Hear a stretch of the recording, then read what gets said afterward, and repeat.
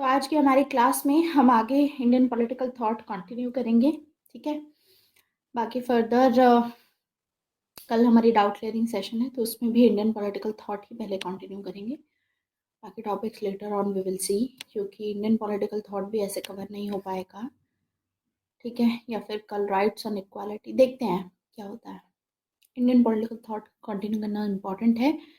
ये फिनिश हो जाए उसके बाद बाकी सब चीज़ों पे तो हम कर ही सकते हैं। अब आई ट्राई कि कुछ लेसन इसमें ऐड अप हो जाएं जिसमें हम कवर कर पाएँ ये सेक्शन।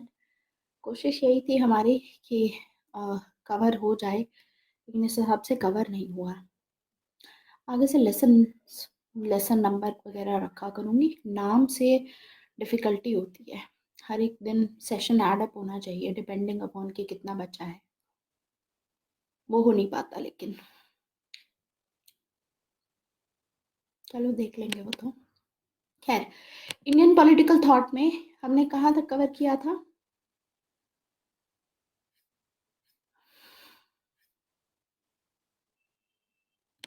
हमने कवर किया था तो धर्मशास्त्र एंड अर्थशास्त्र हमारे फिनिश हो चुका है। आज हमें बुद्धिस्ट ट्रेडिशन कवर करना है। हिंदू ट्रेडिशन हो चुका है, तो बुद्धिस्ट ट्रेडिशन कवर करेंगे। एंड साथ में कोशिश करेंगे सर सैयद अहमद खान के बारे में भी पढ़ेंगे। Sir Syed Ahmad Khan and sir Syed Ahmad Khan के अलावा हम औरबिंदो घोष कवर करेंगे। औरबिंदो घोष। ठीक है। फिर इसके अलावा एम.एन. रॉय, गांधी और अंबेडकर रह जाएगा, वो देखते हैं बाद में। खैर, बुद्धिस्ट से शुरुआत करते हैं। बुद्धिस्ट ट्रेडिशन में, और आपको पता ही है कि जो हमने हिंदू ट्रेडिशन देखा है उसमें काफ़ी सिमिलैरिटीज़ हैं। ठीक है। तो सिमिलैरिटीज़ ऐसी ही हैं कि दोनों कर्मा में बिलीव करते थे, इनकार्सनेशन में बिलीव करते थे। ठीक है। वो सभी सिमिलैरिटीज़ होगी जो हम ऑलरेडी देख चुके हैं। क्वेश्चन देखो डायरेक्टली ऐसे पूछा जा सकता है कि बुद्धिस्ट पॉलिटिकल थॉट और इसमें क्या डिफरेंस है। लाइक क्या कंपेयर करो हिंदू ट्रेडिशन को और बुद्धिस्ट ट्रेडिशन को, ऐसे क्वेश्चन पूछा जा सकता है। तो उस हिसाब से आप आपको नोट्स में मिल ही जाएगा सब कुछ। हम कवर कर ही चुके हैं ऑलरेडी कि क्या क्या सिमिलैरिटीज थी, क्या क्या डिफरेंसेस थे। तो सेलिएंट फीचर्स देखते हैं इसके। सबसे पहले हम पढ़ेंगे कि इसमें स्टेट के बारे में क्या बोला गया है, कि स्टेट कैसे ओरिजिनेट हुआ। फिर उसके बाद पढ़ेंगे कि राजा के बारे में क्या बोला गया, कि राजा कैसे सेलेक्ट किया जाएगा। ऐसी सब बातें इसमें होंगी। तो सबसे पहले स्टेट के बारे में देखते हैं। स्टेट में बुद्धिज्म में क्या बोला गया। बुद्धिज्म देखो, बुद्धिस्ट जैसे पॉलिटिकल थॉट हमने देखा, हिंदू पॉलिटिकल थॉट, उसमें बताया था कि सबसे पहले मत्स्य न्याय था। मतलब जो मत्स्य न्याय होता है, अराजकता होगी उसकी वजह से, कोई कॉमन अथॉरिटी नहीं होगी। ऐसे बुद्धिस्ट पॉलिटिकल थॉट में ये बताते हैं कि क्यों ओरिजिन हुआ स्टेट का। वहां पर ओरिजिन इसलिए हुआ था हिंदू में, हिंदू पॉलिटिकल थॉट में, क्योंकि अराजकता थी। ठीक है। आपस में सब लोग लड़ रहे थे। बड़ी मछली छोटी मछली को जैसे खाती है, वैसे ही जो बड़े डोमिनेंट लोग होते थे वो छोटे आम आदमी को परेशानी होती थी, उनके ऊपर डोमिनेट करते थे। तो बुद्धिस्ट पॉलिटिकल थॉट में रीजन था स्टेट का बिकॉज ऑफ करप्शन। क्यों बना स्टेट? करप्शन की वजह से। करप्शन बहुत थी। ठीक है। करप्शन थी। करप्शन कैसी? उस टाइम पे हम देखेंगे कि बुद्धिस्ट ये मानते हैं कि कास्ट सिस्टम के चलते कितनी ज़्यादा इनइक्वालिटीज आ गई थी, इनइगैलिटेरियन सोसाइटी थी, इक्वालिटी नहीं थी। ठीक है। और मनुष्य का पतन हो रहा था इस वजह से, तो करप्शन आ गई थी। इसकी वजह से, क्योंकि मटेरियलिज्म बहुत आ गया था ना, मटेरियलिस्टिक चीज़ों के पीछे भागने लग गए थे और ये सभी चीज़ें हो गई थी। तो करप्शन की वजह से ही स्टेट ओरिजिनेट होगा। अब राजा के बारे में ये बोलते हैं कि राजा में, जैसे हिंदू में हमने देखा था कि हेरिडिटरी होगा, मतलब राजा का बेटा ही राजा बनेगा, लेकिन यहाँ पर क्या होगा? रिपब्लिकन ट्रेडिशन होगा। मतलब सेलेक्टेड, उसको सेलेक्ट किया जाएगा, इलेक्ट किया जाएगा। जो बुद्धिस्ट संघ होते थे आपस में, वो मिल करके एक राजा को इलेक्ट करेंगे जो संभालेगा। ठीक है। तो काउंसिल होगी इनकी। ठीक है। महासम्मत से, कंसेंसस से। महासम्मत होती है कंसेंसस, मतलब सभी के सभी इसको सपोर्ट कर रहे हैं, तो महासम्मत। महासम्मत होता है कंसेंसस। कंसेंसस का मतलब होता है जब सभी के सब उसको सपोर्ट करें एक इंसान को, तभी वो बंदा राजा बनेगा। ठीक है। तो इलेक्ट किया जाता था, काउंसिल इलेक्ट किया करती थी। और राजा की क्वालिटीज क्या होंगी? देखो बुद्धिस्ट किंग बिल्कुल वैसा सा है जैसा प्लेटो ने अपना फिलोसोफर किंग बोला था, कि लोग हमेशा जो सबसे नोबल होगा, जो सबसे स्ट्रॉन्गेस्ट को नहीं चुनेंगे। फिलोसोफर किंग में फिलोसोफर को चुना गया क्योंकि वो नॉलेजेबल था। ऐसे ही इस केस में भी जो नॉलेजेबल होगा, जो नोबलेस्ट ऑफ ऑल होगा, उसी को चुना जाएगा, जो सबसे ज्यादा नोबल होगा, बढ़िया होगा। ठीक है, फिलोसोफर जैसे नॉलेज होगी जिसको ज्यादा, जिसके पास में विजडम होगा। ठीक है, और तो वो राजा बनेगा। तो यानी काफी हद तक हम देखते हैं कि प्लेटो के फिलोसोफर किंग से बुद्धिस्ट के जो किंग होते हैं बुद्धिस्ट ट्रेडिशन में, वो काफी सिमिलैरिटी है उसमें। अब क्योंकि पावर जब आप देखोगे तो पावर आती है किसी भी इंसान के पास में, तो पावर करप्ट करती है इंसान को। इसीलिए ये जो राजा होगा इसके पास में नॉलेज होगी, और ये नॉलेज राजा के अंदर में मोरालिटी लाएगी। इसीलिए फिर राजा कोई करप्शन नहीं करेगा, राजा कोई पावर के चलते करप्ट नहीं होगा। दूसरा ये था कि जब हमने दंड शास्त्र देखा तो हमने देखा कि कौटिल्य इस चीज के फेवर में थे कि एक्सपेंशनिस्ट फॉरेन पॉलिसी होनी चाहिए, मतलब कि आपको एक्सपैंड करना है, दूसरी लैंड पे कब्जा जमाना है। बुद्धिस्ट में ऐसा नहीं होगा। बुद्धिस्ट की जो फॉरेन पॉलिसी होगी वो पीस पे बेस्ड होगी। इनकी जो फॉरेन पॉलिसी होगी it will be based on peace and non violence, अहिंसा। मतलब हिंसा नहीं करनी है, सभी के साथ अच्छे से बना के रखिए, एंड पीसफुली आप सभी दूसरे राज्यों के साथ में बना सकते हैं। ठीक है, तो यही बोला गया बुद्धिस्ट में कि कोई चक्रवर्ती सम्राट जो होता है वो ना दूसरों का दिल जीतता है धर्म चक्र से। ऐसा नहीं है कि आप लड़ाई करो और मतलब उनको मार काट करके फिर कुछ जीतो। ठीक है, यहाँ पर बात होती है कि दिलों पे राज करना है लोगों के। ठीक है, तो उपेंद्र कौर ने एक बुक लिखी थी अपनी। उपेंद्र कौर वही उपेंद्र कौर हैं जिन्होंने कौटिल्य को यू नो सॉरी मैकियावेली को इंडियन कौटिल्य बोला था, सॉरी इटालियन कौटिल्य बोला था। तो उपेंद्र कौर ने एक और बुक लिखी है political violence in ancient India. Political violence, उसमें वो बोलती हैं कि अगर हमको बुद्धिस्ट ट्रेडिशन को समझना है तो तीन मेजर सोर्सेज हैं उसको समझने के बुद्धिस्ट में। जैसे एक है अश्वघोषा बुद्ध चरित्र, वन इज, तीन सोर्सेज हैं इसमें, three sources are there.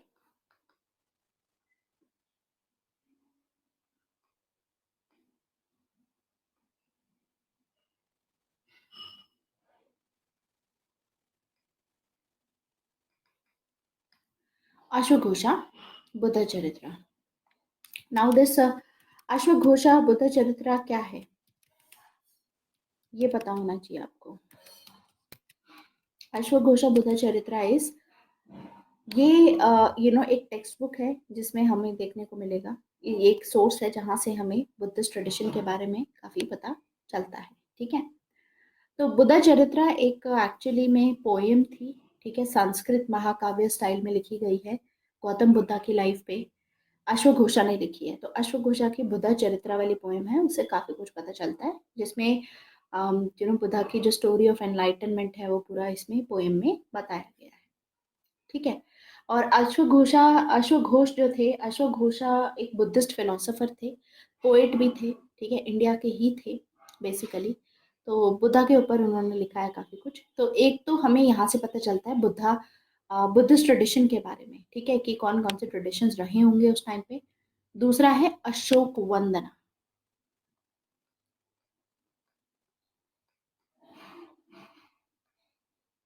Ashok वंदना, अब अशोक वंदना क्या है, व्हाट इज अशोक वंदना। अशोक वंदना अशोका पे जो सम्राट थे अशोक, उनके ऊपर लिखी गई है। अशोक वंदना एक संस्कृत लैंग्वेज में लिखी गई है वैसे, जिसमें बर्थ के बारे में बताया है अशोका के। जो मौर्यन एम्पायर के काफी एम्परर रहे हैं बड़े ग्रैंड। ठीक है, तो उनके चलते एक्सपैंड काफी हुआ था, सबसे मैक्सिमम मौर्यन एम्पायर के अंडर में उनके अंडर एक्सपैंड हुआ। तो अशोक वंदना उनकी ही बुक है। ठीक है, उनके ऊपर लिखी गई है। किसने लिखी है अशोक वंदना?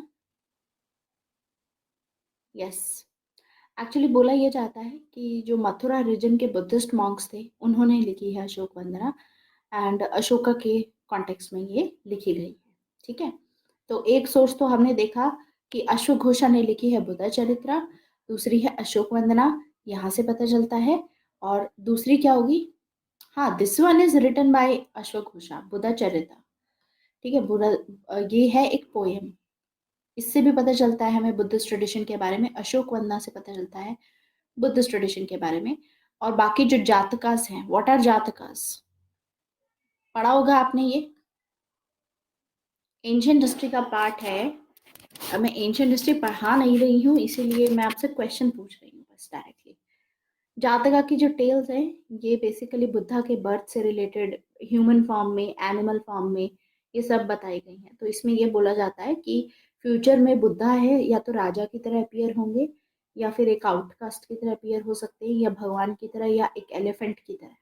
लेकिन जिस भी फॉर्म में होंगे, वो हमेशा अपना वही सेम चीज़ फॉलो करेंगे जो जो उनके आइडियाज थे, जो उन्होंने जितने भी अपने लाइक टीचिंग्स दी थी, उन्हीं टीचिंग्स को किसी भी फॉर्म में हो वो फॉलो करेंगे। तो जातका के बारे में ऐसा बोला जाता है, जातका में स्टोरीज होती हैं बेसिकली, ये एक टाइप का लिटरेचर है इंडिया का।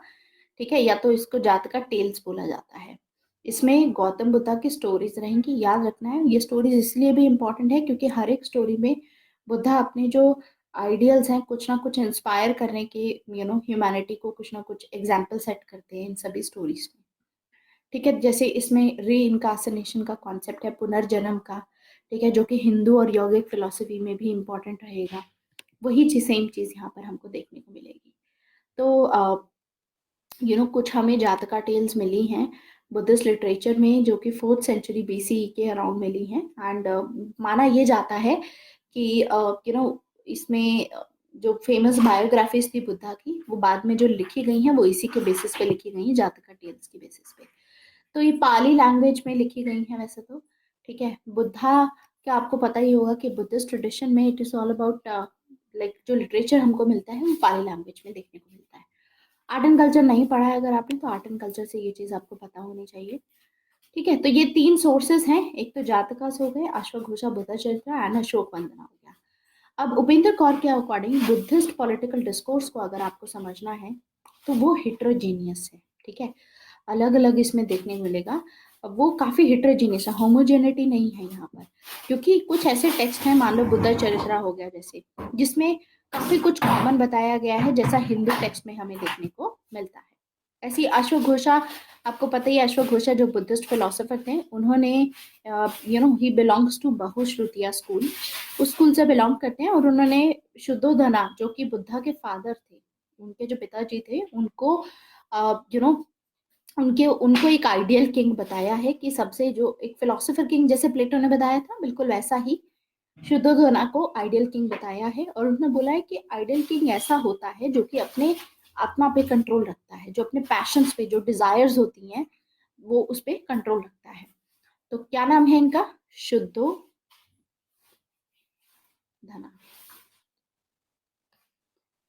Who is Upendra Kaur? Upinder Kaur, Upinder Indian political thinker है, इंडियन पॉलिटिकल थॉट पे लिखती हैं। ठीक है रश्मि, इन्होंने बताया है इस बारे में।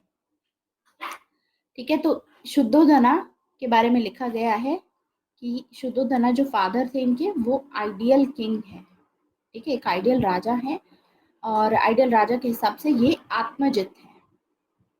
आत्मजित, आत्मजित का मतलब होता है कि he has control over passion, अपनी जो डिजायर्स हैं, अपनी जो पैशन है इनका, ठीक है, उस पर ये कंट्रोल रख सकते हैं, क्योंकि इनको नॉलेज है, काफी नॉलेजेबल है।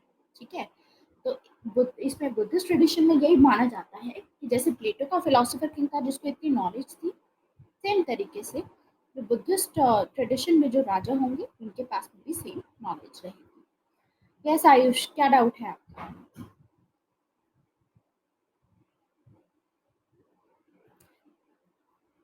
द्वैत बाबा, डुअल पॉलिसी। अच्छा, डुअल पॉलिसी के बारे में बताया तो था आपको। देखो यार, सिंपल है, ये इंडिया है, ये चाइना है, और ये पाकिस्तान है। पाकिस्तान और चाइना दोनों से दुश्मनी करके रखोगे तो ऑब्वियसली ये आपको महंगा पड़ेगा, क्योंकि पाकिस्तान से भी लड़ाई कर रहे हो, इनसे भी लड़ाई कर रहे हो, तो फिर ये दोनों मिलकर के आपस में साथ में आकर के आपको हरा सकते हैं, है ना। तो इससे ये खत्म हो सकता है। तो इसीलिए पॉलिसी क्या फॉलो करनी चाहिए, डुअल पॉलिसी। जब भी मान लो पाकिस्तान के साथ में लड़ाई कर रहे हो आप, तो सामने वाले के साथ में, चाइना के साथ में फ्रेंडली रिलेशन रखो, फ्रेंडली रिलेशन रखो। तो ये हो गई डुअल पॉलिसी। एक के साथ तो आप एनिमी वाला ही फॉलो कर रहे हो, और एक के साथ थोड़े टाइम के लिए फ्रेंडली रखो जब तक दूसरे के साथ लड़ाई कर रहे हो। इससे क्या रहेगा, आपके राज्य को नुकसान नहीं होगा। अंडरस्टूड? आया समझ? क्लियर? अब बात आती है व्हाट इज दिस अग्नासूता। ये भी बहुत पूछा जाता है अग्नासूता के बारे में यूपीएससी पर्सपेक्टिव से। अब अग्नासूता एक्चुअली 27th नंबर का इसमें रहता है। एक डिस्कोर्स होता है जो बुद्धिस्ट इस बारे में बताते हैं। ये बस बेसिकली जो सूता पीठ का है उसके अंदर में आता है। तो सूता पीठ का में वो वाले टेक्स्ट हमको देखने को मिलेंगे। बेसिकली देखो, अभी फिलहाल के लिए बस इतना याद रखो इस पर्सपेक्टिव से, like if I have to discuss this, Buddhist literature में आता है ये, ठीक है। तो याद रखो कि इसमें 3 टेक्स्ट होते हैं, ठीक है। 3 पीठकास होते हैं, और 3 पीठकास को 9 से 12 जो अंग होते हैं, वो स्कूल पे डिपेंड करता है किस हिसाब से। 3 कलेक्शन है, ठीक है। मतलब 3 लैंग्वेज में लिखा गया, पाली, संस्कृत और तिब्बतियन में। 3 पीठकास हमको बुद्धिस्ट लिटरेचर में देखने को मिलते हैं। तो इन पीठकास को 3 पार्ट में डिवाइड किया जाता है, जिसमें से जो पहला है वो है सूता पीठ। सूता पीठ का संस्कृत में है, ठीक है। इसमें वो टेक्स्ट हमको देखने को मिलते हैं जो बुद्धा ने खुद बोले थे, ठीक है। तो बुद्धा की जो डॉक्ट्राइन्स थी वो डायलॉग फॉर्म में जो भी उन्होंने बोला है वो प्रेजेंट है सूता पीठ में। तो अग्ना पीठ का इज रिलेटेड टू दैट, ठीक है। 27 नंबर का है इसमें। एंड इसमें बहुत सारे आपको देखने को मिलेंगे। इसमें निकायाज होते हैं, ठीक है। जैसे इसमें सूता पीठका में 5 निकायाज होते हैं। एक होता है दीघा, दीघा होता है महापरिनिर्वाणा में, ठीक है। ऐसे ही जिसमें महावीर एंड जैन और इन सब के बारे में बात की जाती है। एक होता है मजीमा, एक होता है साम्योता। मतलब अलग अलग टाइप के होते हैं। मैं इतना डिटेल में नहीं जा रही हूँ because that is about art and culture. So let's not go into art and culture, सिर्फ यहीं तक अपना फिक्सेट करते हैं। बाकी जब आगे फ्यूचर में आर्ट एंड कल्चर पढ़ेंगे तब ज़्यादा अच्छे से समझेंगे। क्लियर? सो एक चीज़ याद रखनी है कि इसमें अश्वघोषा ने ये मेंशन किया है, ठीक है, कि जो शुद्धोधना है, जो बुद्धा के फादर हैं, ये आइडियल किंग है, आत्मजीत है। नॉलेज इनको है, अपने पैशन पर कंट्रोल रखा हुआ है, काफ़ी काम है, जेनरस है, बहुत ही लर्नेड है, नॉलेज बहुत है इनको, सच बोलते हैं, सभी लोग इनको पसंद करते हैं, प्यार करते हैं, डरते नहीं हैं, ठीक है। जैसे मैकियावेली में हमने देखा था, a prince has to be feared rather than to be loved. इसमें उल्टा है। बुद्धिस्ट मानते हैं कि एक आइडियल राजा वो होता है जिसको सभी प्यार करते हैं। तो अगर एक आइडियल राजा रूल करता है तो बुद्धिज्म में माना जाता है कि ऐसे राज्य में जहाँ पर एक आइडियल राजा रूल कर रहा है, वहाँ पे हमेशा बारिश सही टाइम पे होती है, सूखा नहीं पड़ता, ठीक है। वहाँ पर जो विमेन होती हैं they give child birth painlessly, because अच्छा है मतलब राज्य। ऐसे ही एक अच्छा राजा वो होता है, एक अच्छा राजा जहाँ पर भी रूल करता है वहाँ पर सूखा नहीं पड़ता, बीमारी नहीं होती, कोई खतरा नहीं रहता बाहर से सिक्योरिटी का। तो एक अच्छा राजा वैसा होता है जो बेनेवलेंट हो, ठीक है। बेनेवलेंट हो इन द सेंस कि पेटर्नलिस्टिक हो, मतलब अपने जो सिटीजन हैं उनको अपने बच्चों की तरह ही उनका ख्याल रखे, और किसी को भी डेथ पेनल्टी ना दे, ठीक है।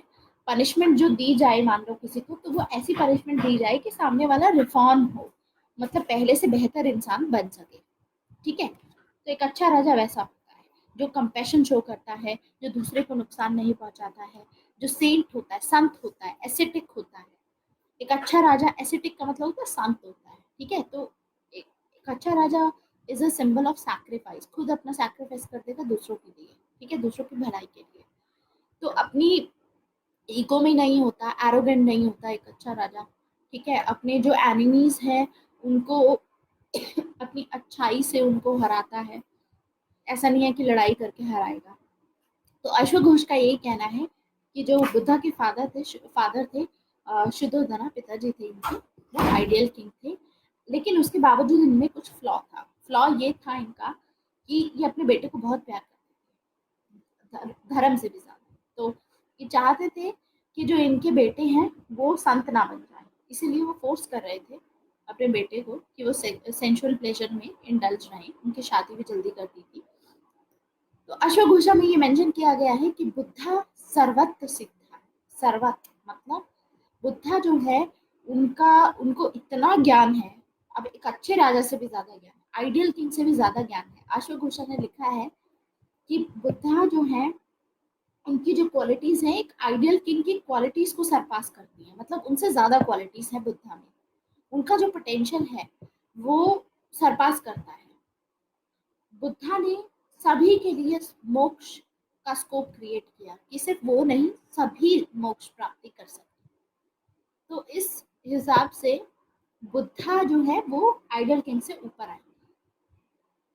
और अश्वघोषा अपनी बुक में बुद्ध चरित्र जो पोएम लिखी है उसमें ये चीज साफ मेंशन करते हैं, जो किंगशिप होती है, जो आप राज करते हो, ठीक है, जो भी राजपाट आप संभालते हो, वो एक डेंजरस डिल्यूजन है।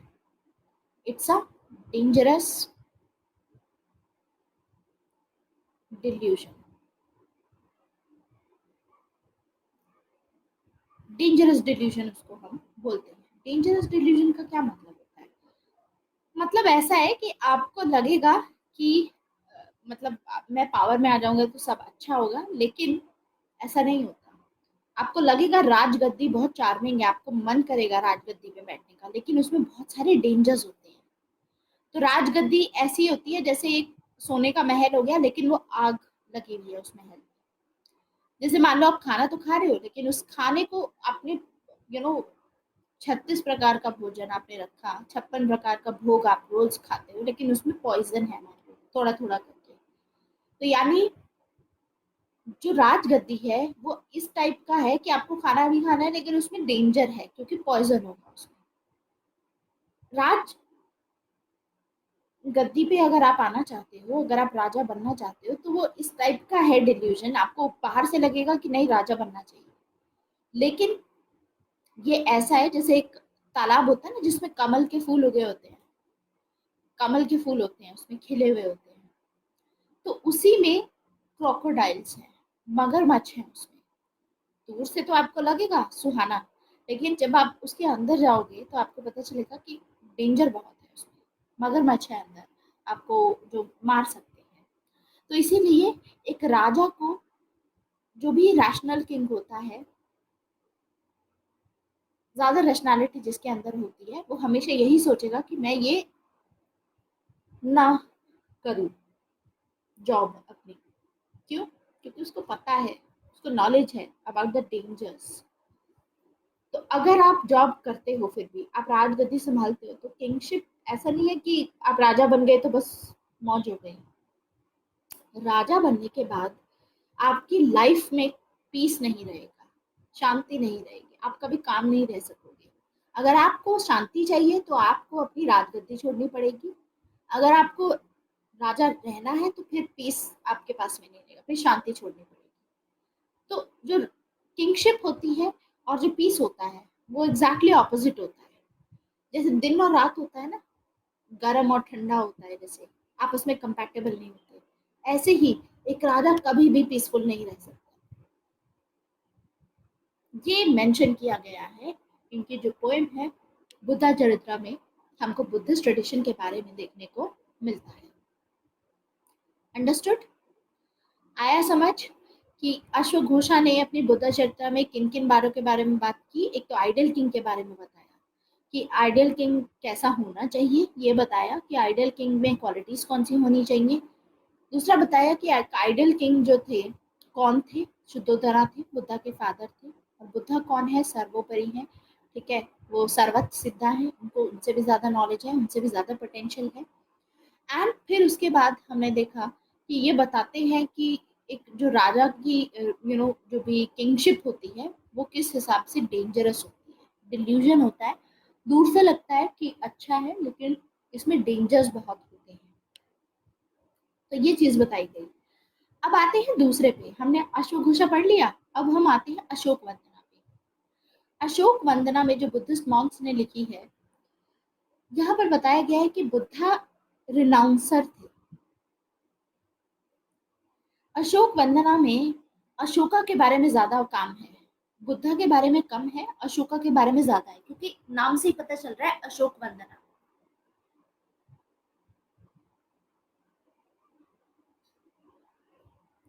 तो अशोका जो है, अशोका को अशोक वंदना में पॉजिटिवली, जैसे शुद्धोधना को अशोक घोषा ने बताया था कि वो आइडियल किंग है, ऐसे अशोक वंदना में अशोका को आइडियल किंग माना गया है।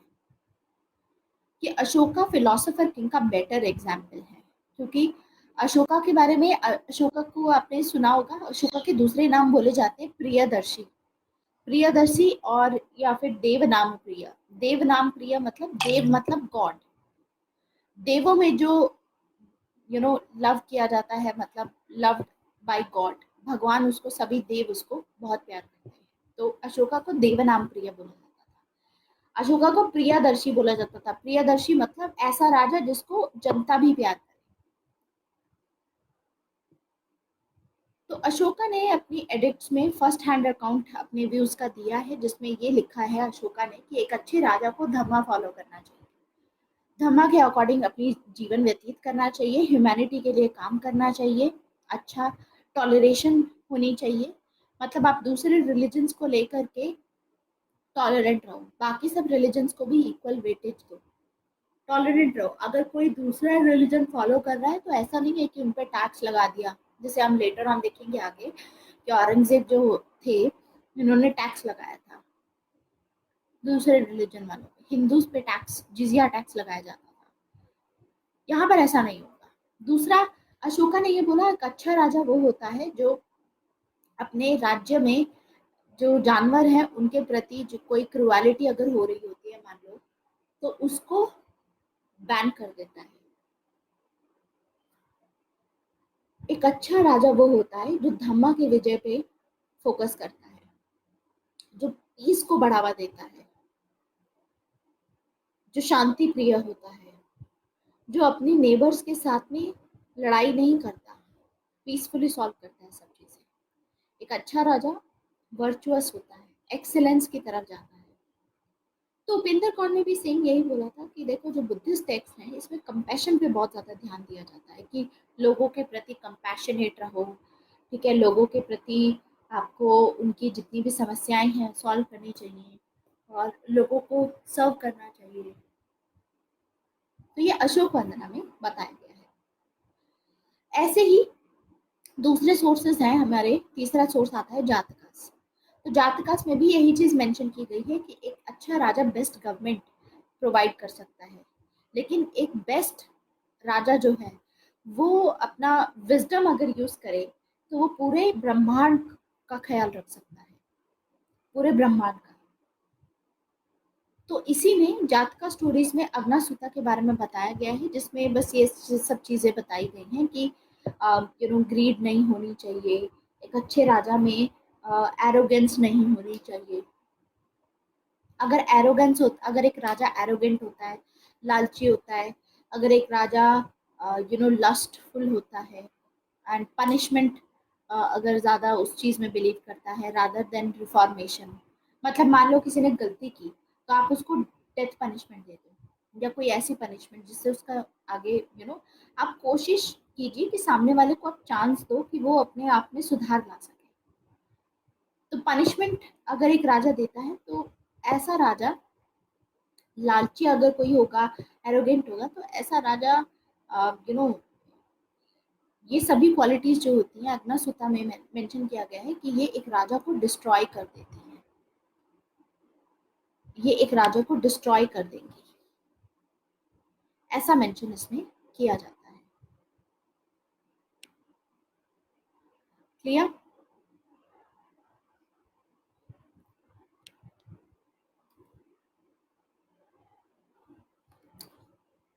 तो ये चीज आपको याद रखनी है। अग्नासुता वैसे भी हमारा जो दीघा निकाय ये है ना, निकाया कलेक्शन, उसके अंदर में जो 27वां सूता है दैट इज अग्नासुता।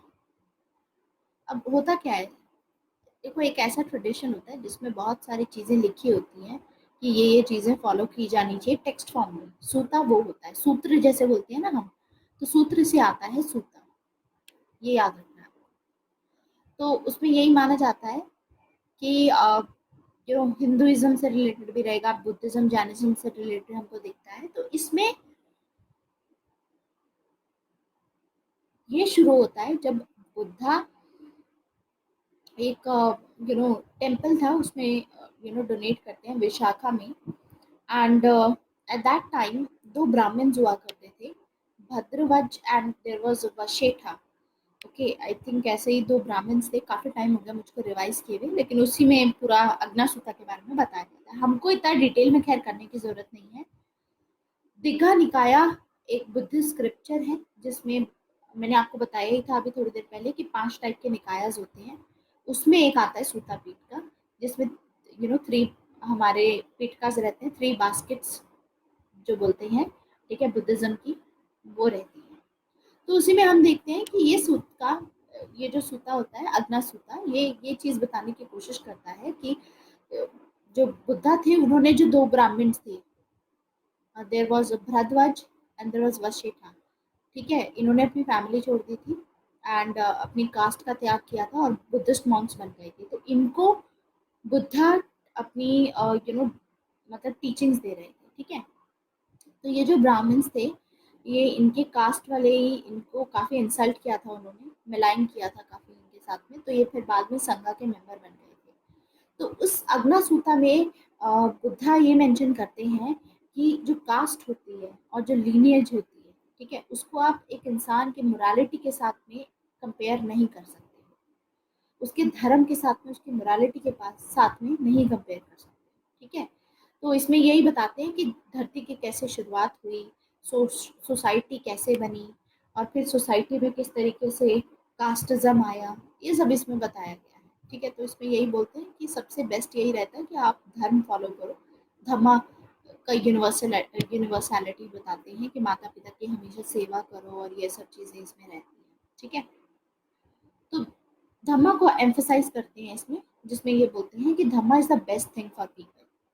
इनफैक्ट इसके बारे में भी इसी सूता में ये बताया गया है। बुद्धा एक स्टोरी सुनाते हैं जिसमें ये बताते हैं कि ह्यूमन बींग्स किस तरीके से अर्थ पे पैदा हुए, ठीक है?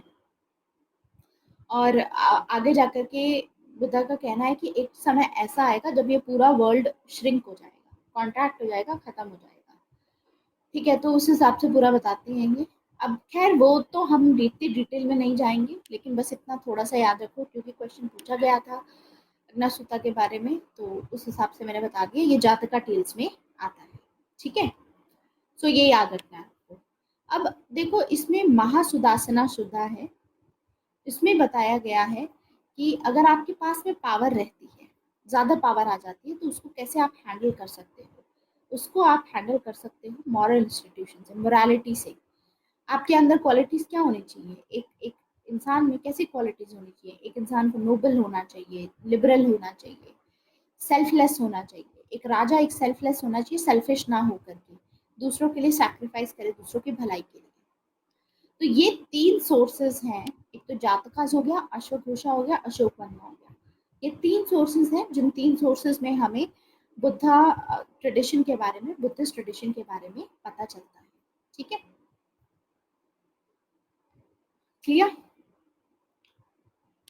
सो बाकी इसको और डिटेल में अगर आपको पढ़ना है तो I suggest you to please go for ancient history, साथ में उसका लिटरेचर पढ़ोगे, बुद्धिस्ट लिटरेचर, तो वहाँ से पढ़ लेना इसको और डिटेल में। हमारा तो पॉलिटिकल के बिहाफ से मैं सिर्फ इतना कवर कर रही हूँ, उससे ज़्यादा नहीं कवर कर रही। तो इसमें कुछ प्रिंसिपल्स बताए थे बुद्धा ने, अपने कुछ आइडियाज़ बताए थे, ठीक है? जैसे एक दुख के बारे में बताया था कि ये जो वर्ल्ड है, ये जो संसार है, it is full of sorrow, संसार में दुख बहुत है। ऐसे एक और प्रिंसिपल बताया था, दुख के अलावा बताया था इन्होंने अनिता, अन्यता। अन्यता का मतलब होता है आप सेल्फ का डिनायल करते हो जाओ, मतलब सेल्फिश ना हो करके, डिनायल ऑफ सेल्फ, सेल्फिश मत हो, ठीक है? एक प्रिंसिपल ये रहेगा, ये आइडिया प्रमोट करते हैं। दूसरा रहता है अनिका। अनिका का मतलब होता है कि इस वर्ल्ड में कुछ भी परमानेंट नहीं है, कुछ भी परमानेंट नहीं है इस वर्ल्ड में। तो इन 3 प्रिंसिपल्स पे ध्यान दिया जाता है और उसके बेसिस पे हमको बुद्धा बताते हैं 4 नोबल ट्रुथ, सच्चाई बताते हैं कि देखो, पहला कि ये जो पूरा संसार है, it is full of sorrow. ठीक है, world is full of sorrow, सभी लोग दुखी हैं। और इस दुख का कारण क्या है? क्योंकि लोग इग्नोरेंट हैं, उनको नॉलेज नहीं है, लोग लालची हैं, लोग आपस में एक दूसरे को हिट करते हैं। तो हमको इस दुख से अगर लिबरेशन पाना है, निजात पानी है, तो हमको ये जो इग्नोरेंस है हमारा, इससे निजात पानी है सबसे पहले। तो उसके बेसिस पे अगर हमको लिबरेशन पानी है, मतलब हमको निजात पानी है, इग्नोरेंस हमको हटाना है अपना, जो हमको जिसका ज्ञान नहीं है, तो उसके लिए हमको 8 फोल्ड पाथ फॉलो करना चाहिए। मतलब हम जो भी बोले, हम सही से बोले, कुछ गलत ना बोले, राइट कंडक्ट रखो, अपनी सोच हमेशा सही रखो, अपनी एस्पिरेशन सही रखो, अपने एफर्ट्स जो करते हो सही एफर्ट्स करो। ऐसा नहीं है कि गलत वे से आप कोई भी चीज़ अचीव करने की कोशिश करें। तो इस हिसाब से ये बोला जाता है कि इग्नोरेंस से अगर आपको लिबरेशन पाना है तो आपको 8 फोल्ड पाथ फॉलो करना पड़ेगा। अब मैं 8 फोल्ड पाथ यहाँ कवर कर नहीं कर रही हूँ, बिकॉज ये सभी चीज़ें एंशिएंट हिस्ट्री में आपकी कवर हो चुकी हैं और मुझको बाकी सब टॉपिक्स भी कवर करने हैं। तो एंशिएंट हिस्ट्री में जाएंगे और वहाँ पर 4 नोबल ट्रुथ है जो बुद्धा ने दिए थे, एंड बुद्धा ने साथ में 8 फोल्ड पाथ बताया था, उसको डिटेल में पढ़ लोगे, याद कर लोगे कि क्या कॉन्सेप्ट है। ठीक है, हाँ देखो, नोट्स में ये रहेगा आपका, स्पेशली जो 3 प्रिंसिपल्स थे, इसमें एक था अनिका, दूसरा है अनता एंड दुख। ये प्रिंसिपल्स इसमें है। ठीक है, noble truth and 8 fold path भी मैंने बताया है, लेकिन डिटेल में नहीं बताया है। डिटेल में ये चीज़ आप एंशिएंट हिस्ट्री से करोगे, क्योंकि हमको यहाँ ज़रूरत नहीं है पॉलिटिकल साइंस के लिए इसको डिटेल में करने की। तो हम क्या देखते हैं कि बुद्धिस्ट जो है वो, you know, Buddhist is other world. Buddhism में बात की जाती है, बुद्धिज्म में मटेरियलिज्म नहीं है, हिंदुइज्म में मटेरियलिज्म है। इसीलिए हिंदुइज्म को दिस वर्ल्ड भी बोला जाता है, फिजिकल वर्ल्ड पे ज्यादा फोकस करता है। बुद्धिज्म जो होता है वो अदर वर्ल्ड भी होता है। बुद्धिज्म में जो राजा था, जो स्टेट था, वो रिपब्लिकन स्टेट था, राजा इलेक्ट किया जाता था। हिंदू में राजा की मोनार्की होगी तो हेरिडिटरी पोजीशन रहेगी कि राजा का बेटा ही राजा बनेगा। बुद्धिस्ट में आइडियलिज्म हमें देखने को मिलता है, इक्वालिटी है, इगैलिटेरियन है। हिंदू क्योंकि रियलिस्ट है, धर्मशास्त्र देखोगे, धर्मशास्त्र देखोगे, रियलिटी से डील करने की कोशिश की गई है। तो यहाँ पर हमको इन इक्वालिटीज लेकिन देखने को मिलेगी। बुद्धिज्म में रिनाउंसिएशन के ऊपर ज़्यादा ध्यान दिया जाता है। हिंदुइज्म में ये बोला जाता है कि अगर आपको वेलबींग रखना है अपने लोगों का तो एक्वायर करो लैंड को, तो जियो पॉलिटिक्स के ऊपर ज़्यादा फोकस किया जाता है। तो बस इतना सा ही था इसमें। बुद्धिज्म में ये 3 सोर्सेज अच्छे से कवर करने हैं, 2-4 प्रिंसिपल हैं, बस ये कवर करना था इसमें। बाकी बुद्धिस्ट ट्रेडिशन में इससे ज़्यादा कुछ नहीं है, बस कंपैरिजन के केस में आ सकता है आपको ये क्वेश्चन। ठीक है, ज़्यादातर कि हिंदू और बुद्धिस्ट में क्या कंपैरिजन्स हैं, कंपेयर कीजिए, सिमिलैरिटीज़ क्या हैं, डिफरेंसेस क्या हैं, ये पूछा जा सकता है। ठीक है, अदरवाइज अशोक घोषा पे right a short note on that कि अशोक घोषा ने क्या बोला, ऐसी चीज़ें भी लिखी जा सकती हैं। अब इसी के साथ हमारा जो एंशिएंट पॉलिटिकल थॉट है वो खत्म होता है। अब हम शुरू करते हैं मॉडर्न पॉलिटिकल थॉट। तो एंशिएंट वाला बस इतना ही था, बाकी इससे ज़्यादा अगर डिटेल में आपको पढ़ना है तो मैं एक एडिशनल पीडीएफ आपको दूंगी। ठीक है, बुद्धिस्ट के लिए आप वो फॉलो कर सकते हैं, उसमें डिटेल में लिखा हुआ है। ठीक है, that I provide you additionally later on, अभी नहीं, फिलहाल तो जो आपको नोट्स दिए जाएंगे सिर्फ उस पर फोकस कीजिए, आगे जाकर के एडिशनल में दे दूंगी जिसमें से आप पढ़ सकते हो। ठीक है, अब मॉडर्न पॉलिटिकल थॉट शुरू करते हैं।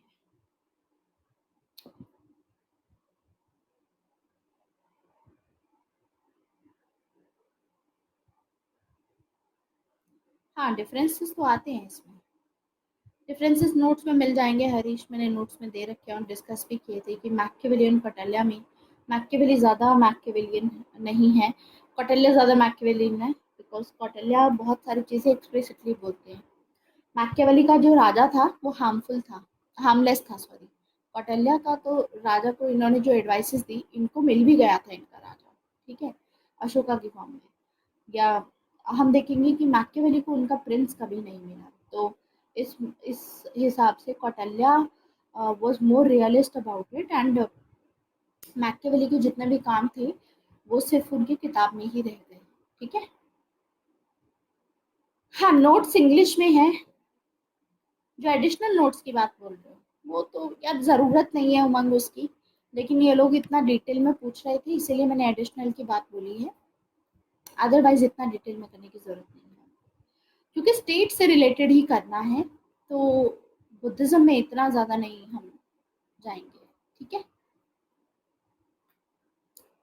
क्या बताना है और? मॉडर्न पॉलिटिकल थॉट शुरू करें, सर सैयद अहमद खान।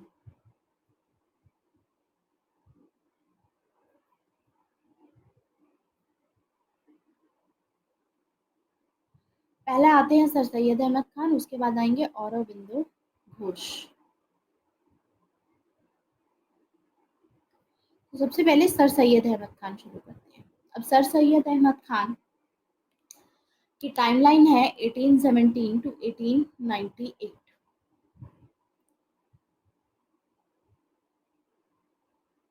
यानी 1857 की जो क्रांति हुई थी उसके आसपास हम देखेंगे कि सर सैयद अहमद खान प्रेजेंट रहेंगे, ठीक है। तो सर सैयद अहमद खान के ऊपर ज़्यादातर जो क्वेश्चन आते हैं वो ऐसे आते हैं कि सर सैयद अहमद खान मॉडर्नाइजर थे, ठीक है, या सर सैयद अहमद खान ओरिजिनेटर थे जिनकी वजह से दो नेशन की थ्योरी आई। टू नेशन थ्योरी क्या थी कि इंडिया को डिवाइड किया गया आगे पाकिस्तान और इंडिया में, है ना।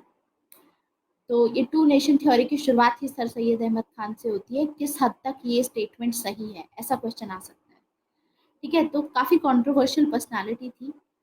ऐसा नहीं था कि सिर्फ हिंदूज इनको कंट्रोवर्शियल पर्सनालिटी मानते थे, मुस्लिम्स भी काफ़ी क्रिटिसाइज करते थे सर सैयद अहमद खान को, ये भी क्रिटिसाइज करेंगे।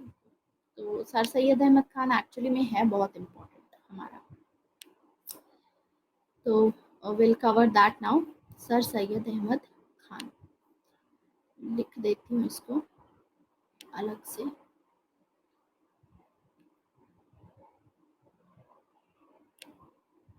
ठीक है, 1 मिनट का ब्रेक लेते हैं।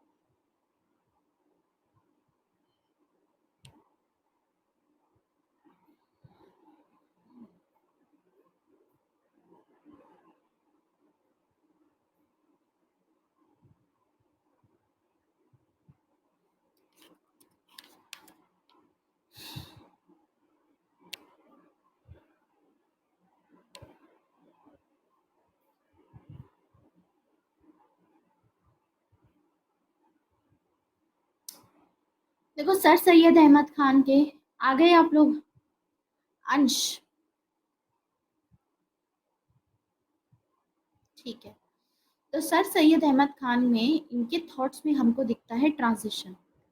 अब से जितने भी थिंकर्स आएंगे जैसे कि sir Syed Ahmad Khan, Aurobindo Ghosh, M N Roy,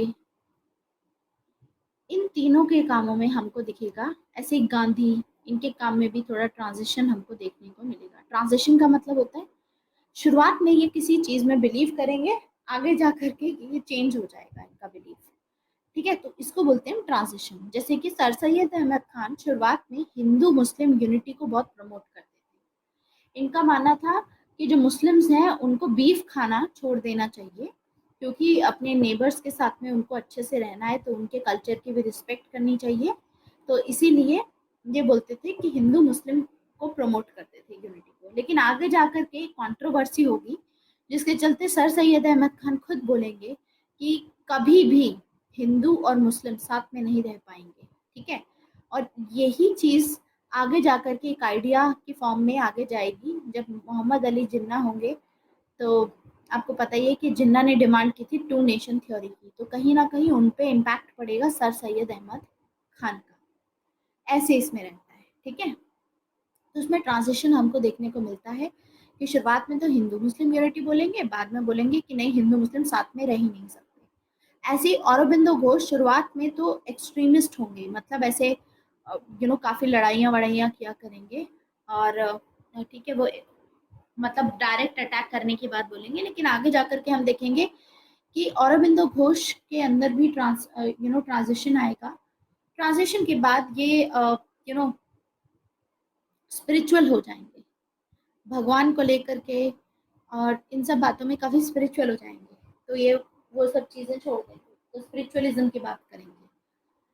ऐसे ही एम एन रॉय में होता है। शुरुआत में M N Roy Karl Marx को फॉलो करेंगे, पहले एक्सट्रीमिस्ट थे, कार्ल मार्क्स से काफ़ी ज़्यादा इन्फ्लुएंस हुए, कार्ल मार्क्स के आइडियाज को फॉलो करेंगे, लेकिन आगे जाकर के खुद ही कार्ल मार्क्स को क्रिटिसाइज भी करेंगे। तो ये ट्रांजिशन आता है कि पहले कुछ और हो रहा है, पहले किसी और चीज़ में मानते थे, लेकिन आगे जाकर के बिल्कुल चेंज हो जाएगा इनका, ठीक है।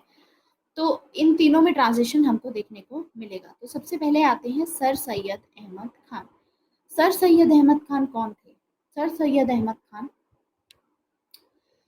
बेसिकली सर सैयद अहमद खान का ये था कि ये मुस्लिम और हिंदू की यूनिटी को काफ़ी ज़्यादा प्रमोट किया करते थे।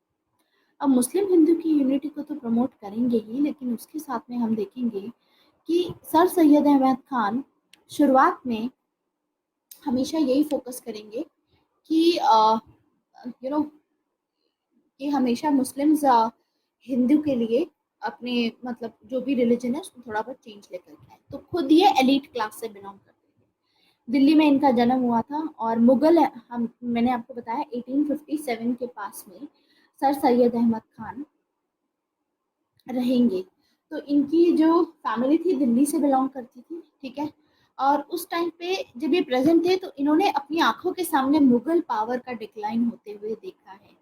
1857 की क्रांति के बाद में आपको पता है मुगल पावर बिल्कुल ही खत्म हो जाएगी, क्योंकि फिर वो पूरी तरीके से इंडिया कॉलोनी बन जाएगी उस टाइम पे, ठीक है। तो ये खुद एलीट क्लास से बिलोंग करते थे। एलीट क्लास का मतलब है कि मुस्लिम्स में रिच क्लास से बिलोंग करते थे, रिच मुस्लिम्स क्लास से। उनकी जो फैमिली थी मुगल जो मुगल थे, मुगल रूलर्स थे, उनके अंडर में सर्विस किया करती थी, ठीक है, काफ़ी अच्छी पोजीशंस पे थी। तो ये ना मतलब ऐसे बोला करते थे इनफैक्ट कि अपनी कम्युनिटी को लेकर के, मुस्लिम कम्युनिटी को लेकर के यू नो तो जब मुगल पावर का डिक्लाइन हो रहा था इंडिया में उस टाइम पे, तो इन्होंने ये चीज़ देखी कि Muslim community as a whole एक फेज से निकल रही थी, एक फेज से गुजर रही थी, डिप्रेशन के फेज से गुजर रही थी। क्यों? क्योंकि 1857 की जो क्रांति हुई थी, ब्रिटिशर्स को ये लगा कि ये जो पूरी क्रांति हुई थी मुस्लिम्स ने की थी, ठीक है, ब्रिटिशर्स के खिलाफ। इसीलिए ब्रिटिशर्स का जो यू नो वो ना हिंदू को ज़्यादा फेवर करते थे। इसीलिए आप ये देखोगे कि जो सिविल सर्विसेज की परीक्षा होती थी उसमें जो सिविल सर्वेंट्स आएंगे, ये सिविल सर्वेंट्स हिंदू कम्युनिटी से होंगे सारे, और मुस्लिम से कुछ भी नहीं था। तो सर सैयद अहमद खान शुरुआत में यही बोलेंगे कि सबसे पहले तो इस्लाम को मॉडर्नाइज होना पड़ेगा। अगर मुस्लिम कम्युनिटी को अपने आप को अपलिफ्ट करना है, इस डिप्रेशन से निकालना है, तो इस्लाम को मॉडर्नाइज करना पड़ेगा। तो ही सेड दैट वो तभी पॉसिबल है जब आप when you go for modernization of Islam, क्योंकि इस्लाम एज अ रिलीजन इनका कहना था कि साइंस और रैशनलिज्म के बहुत ही ज़्यादा कंपैटिबल है, ऐसा बोला इन्होंने, ठीक है। तो एक मैगजीन थी, मैगजीन को ये पब्लिश करना शुरू करेंगे। मैगजीन का नाम था तहजीबे उल आई थिंक तहजीबुल अखलाक, ऐसा कुछ नाम था, ठीक है। ताकि आप याद रखोगे, मुझे रफली याद है अभी, तहजीबुल अखलाक। आई थिंक यही है। हाँ तो ये आई होगा फिर, तहजीब उल अखलाक। सॉरी,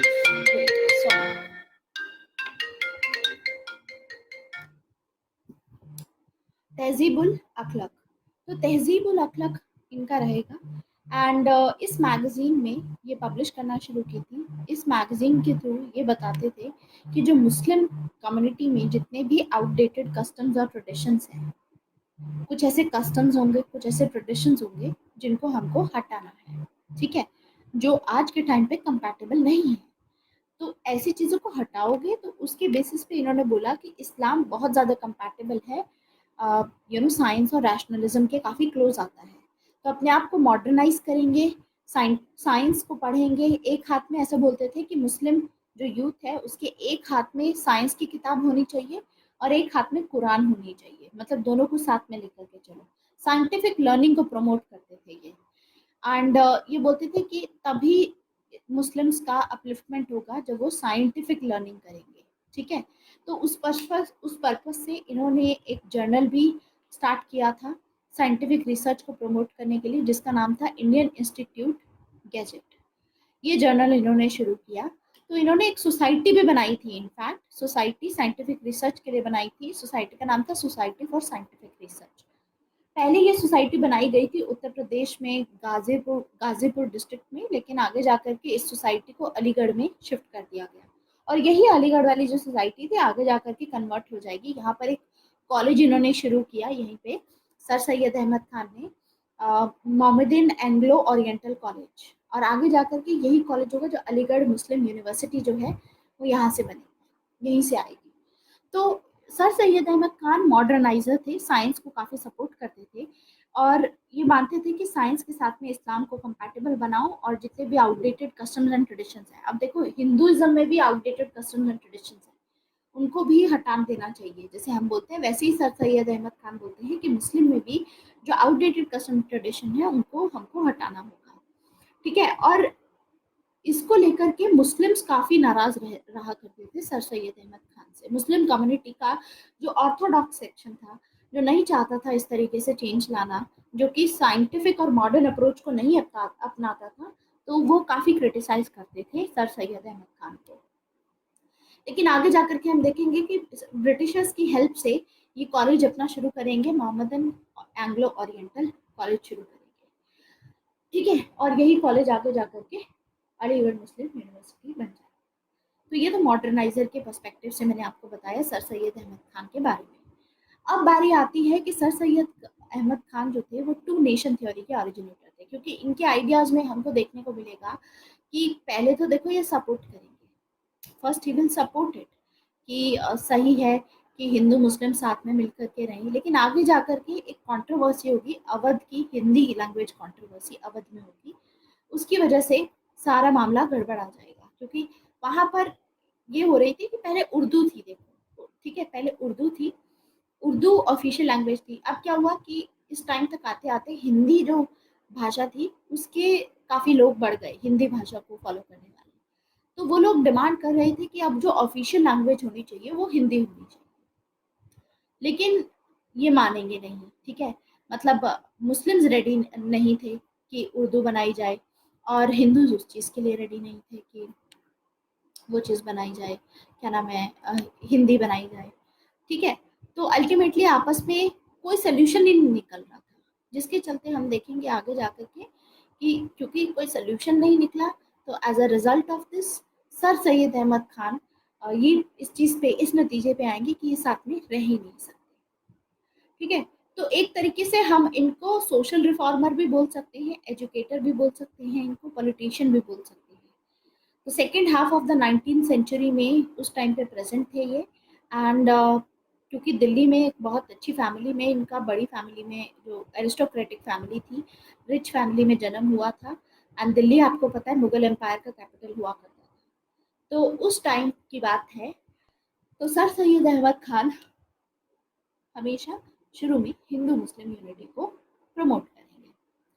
तो ये काफ़ी प्रोग्रेसिव थे अपनी सोच में, मॉडर्न लाइन्स पे इनकी थिंकिंग थी, इनकी जो कॉन्ट्रीब्यूशंस थी, ये चाहते थे कि मुस्लिम्स को एम्पावर किया जाए, मुस्लिम कम्युनिटी को बेटर रखा जाए, ठीक है। तो इनकी जो पोजीशन थी वो काफ़ी स्ट्रांग थी इसको लेकर के, और इन्होंने जो अपना करियर बनाया था वो उर्दू में ही बनाया था। जब वो 23 साल के थे तो ही started his career as an author in Urdu language. Urdu language में ये अपना करियर बना रहे थे। एंड आगे 1847 के आसपास इन्होंने एक बुक भी लिखी थी, मॉन्यूमेंट्स ऑफ द ग्रेट। वो दिल्ली के बारे में लिखी थी, दिल्ली में जितने भी एंटिकिटीज थी उस पर लिखा था पूरा। इनफैक्ट सभी मॉन्यूमेंट्स जितने भी थे उनके बारे में लिखा था। इसके अलावा एक पैम्फलेट भी इन्होंने अपना छापा था। पैम्फलेट था causes of the Indian revolt. वो क्यों था? क्योंकि ये देखेंगे कि पहले तो देखो हिंदूज को सपोर्ट करते थे, ये हिंदूज के साथ में बढ़िया होना चाहिए, लेकिन आगे देखेंगे कि इससे इनका नुकसान होगा, क्योंकि गवर्नमेंट ज़्यादातर उनके साथ में फोकस करती थी, मतलब हिंदूज के लिए सारे काम किया करती थी और इनके लिए नहीं करती थी, मुस्लिम कम्युनिटी के लिए। तो पहला फेज यही था कि हिंदू मुस्लिम यूनिटी को प्रमोट करेंगे, ये बोलेंगे कि मुस्लिम्स को बीफ नहीं खाना चाहिए, और ये बोला करते थे कि हिंदू और मुस्लिम भारत एक इंडिया जो है वो एक ब्यूटीफुल ब्राइड है, उस ब्राइड की दो आंखें हैं, हिंदू और मुस्लिम, ठीक है। लेकिन बाद में इनका चेंज हो जाएगा लैंग्वेज कंट्रोवर्सी की वजह से। एंड फिर आगे हम देखेंगे कि वहाँ पर ये बोलेंगे कि साथ में नहीं रह सकते हैं ये दोनों, और सेपरेट ही रहना चाहिए, बेहतर है इनके लिए। तो वहाँ से ऐसा आइडिया आया है कि ये इन्होंने ही शुरू किया था कि अलग अलग नेशन होना चाहिए, मतलब ऐसा। तो काफ़ी फ्रस्ट्रेटेड थे अपनी कम्युनिटी को लेकर के।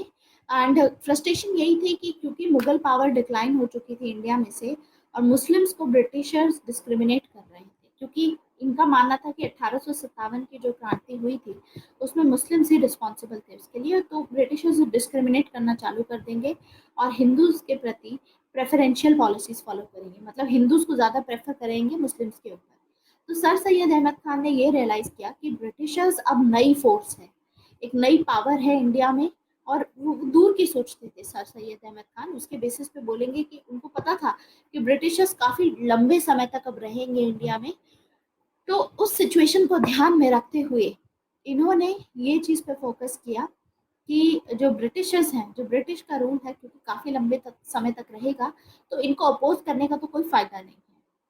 अगर हम इनको रेजिस्ट करेंगे तो इसमें हमारा ही नुकसान है। इससे बेहतर है कि हम इनके साथ में हाथ मिला लें, और वो पॉसिबल होगा जब एजुकेशन होगी, जब मुस्लिम यूथ एजुकेटेड होगा, मॉडर्नाइजेशन आप करोगे, अपनी कम्युनिटी को अपलिफ्ट करोगे, तभी हो सकता है ये। तो इसीलिए इन्होंने एक अपना पैम्फलेट भी छापा था जिसका नाम था the causes of revolt of 1857, कि क्या कारण थे। इसमें इन्होंने बताया था कि मुस्लिम्स की वजह से ये जो रिवोल्ट हुआ था, मुस्लिम्स इसके लिए रिस्पॉन्सिबल नहीं थे, बल्कि जो ब्रिटिशर्स अपनी पॉलिसीज फॉलो कर रहे थे वो पॉलिसीज गलत थी, उसकी वजह से रिवोल्ट हुआ था। इन्होंने बहुत सारे एग्जाम्पल्स भी दिए जिसमें मुस्लिम्स ने इनफैक्ट ब्रिटिशर्स की, ब्रिटिश जो ऑफिशियल्स थे उनकी लाइफ बचाई है। तो मुस्लिम्स रिस्पॉन्सिबल नहीं थे।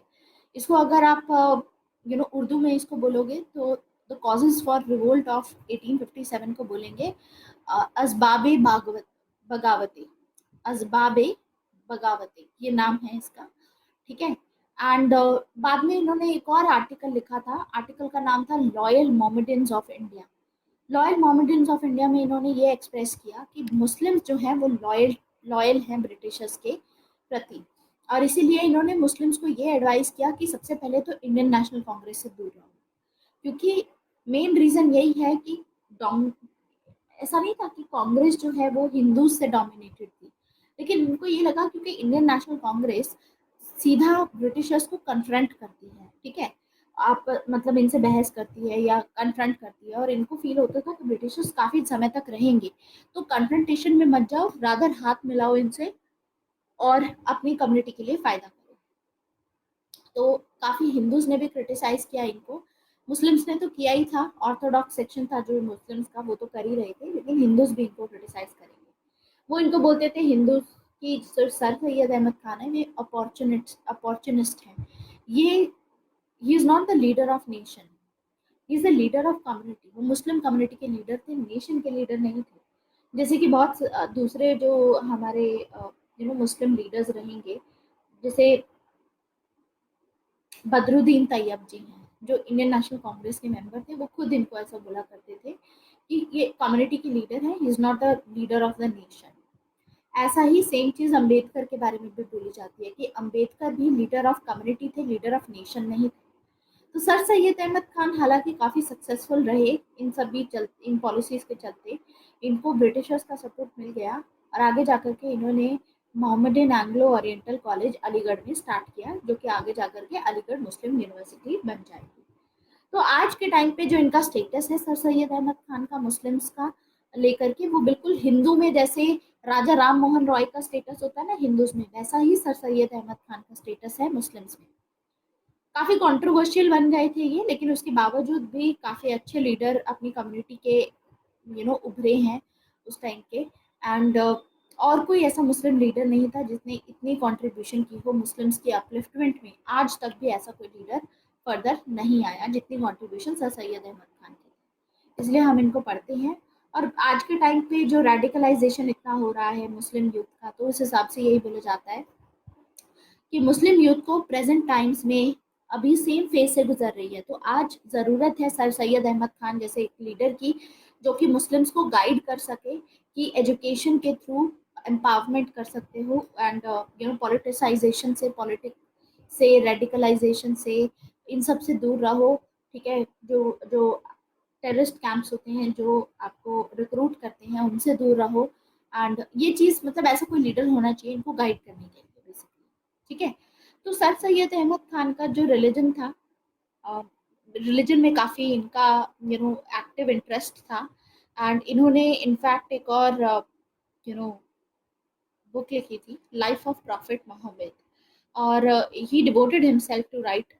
बहुत सारे इन्होंने ऐसे कमेंट्री लिखी है कुरान पे। इनफैक्ट इन सभी कामों में इन्होंने एक्सप्लेन किया था कि किस तरीके से जो इस्लाम है, इस्लामिक फेथ है, ठीक है, वो धीरे धीरे करके प्रोग्रेस कर सकता है साइंटिफिक और पॉलिटिकल आइडियाज़ में। तो during the war of independence इन्होंने अपने पैम्फलेट में यही बताया कि इंग्लिशमैन की कितनी जानें बचाई थी। तो इसीलिए आगे जाकर के हम देखेंगे कि गवर्नमेंट इनको सर का टाइटल दे देगी, इसीलिए सर सैयद अहमद खान इनको बोलते हैं। वैसे इनका नाम है सैयद अहमद खान, लेकिन सर सैयद इनको इसीलिए बोला जाता है, टाइटल इनको मिला। ठीक है, एंड इनका यही कहना था कि मुस्लिम्स जो हैं वो क्रिटिकल फेज से पास हो रहे हैं, तो इनको वेस्टर्न एजुकेशन को अपनाना होगा। वेस्टर्न एजुकेशन, क्योंकि अगर मॉडर्न टाइम्स में इनको आगे बढ़ना है तो इंग्लिश लैंग्वेज इनको सीखनी पड़ेगी, इंग्लिश लैंग्वेज को फॉलो करना पड़ेगा। और मुस्लिम्स उस टाइम के इंग्लिश लैंग्वेज और कल्चर को हेट करते थे, अपने बच्चों को स्कूल से, कॉलेजेस से दूर रखते थे जो मुस्लिम्स होते थे। तो इसके चलते सर सैयद अहमद खान ने खुद बोला कि आप अनकॉन्शियसली अपने लिए, अपनी कम्युनिटी के लिए जो इंटरेस्ट है उसको डैमेज कर रहे हो। ठीक है, अपनी कम्युनिटी का आपका भलाई हो सकती है, लेकिन वो डैमेज कर रहे हो आप। तो आप इग्नोर मत करो इंग्लिश लैंग्वेज को, मॉडर्न एजुकेशन बढ़िया है, फॉलो कीजिए उसको। एंड इसी के कंपेयर करके इन्होंने बताया कि देखो जो हिंदूज हैं इन्होंने मॉडर्न नॉलेज ले ली है, और इसीलिए मोस्टली जो गवर्नमेंट जॉब्स हैं सिविल सर्वेंट वाली, उनमें डोमिनेट कर रही हैं। तो Syed Ahmad Khan was the first Muslim leader जिन्होंने ये रियलाइज़ किया कि मॉडर्न एजुकेशन कितनी ज़रूरी है इनकी कम्युनिटी के लिए। क्लियर? बाकी एजुकेशन को लेकर के काफ़ी काम किया है इन्होंने। सबसे पहले तो इन्होंने ये बोला कि ट्रेडिशनल इस्लामिक लर्निंग को मत फॉलो करो, वेस्टर्न एजुकेशन को फॉलो करो। ठीक है, दूसरा यही कि यू नो काफ़ी चीज़ें एम्पावरमेंट को लेकर के इन्होंने बोली। तो नॉलेज, अवेयरनेस होनी चाहिए, अपनी जो आइडेंटिटी है उसके बारे में बोला।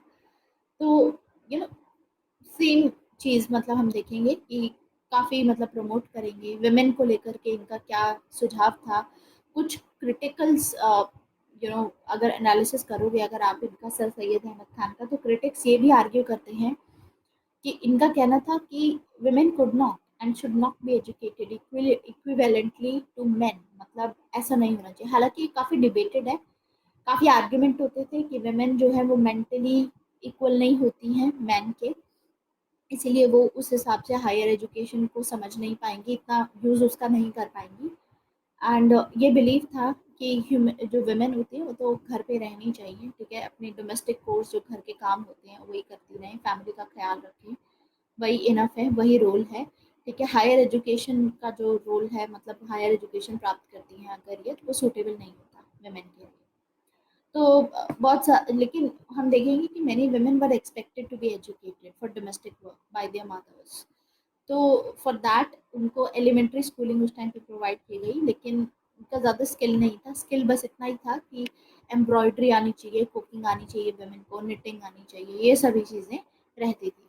तो इनके जो व्यूज़ थे यू नो इसको लेकर के, वो मैंने आपको बता ही दिए हैं।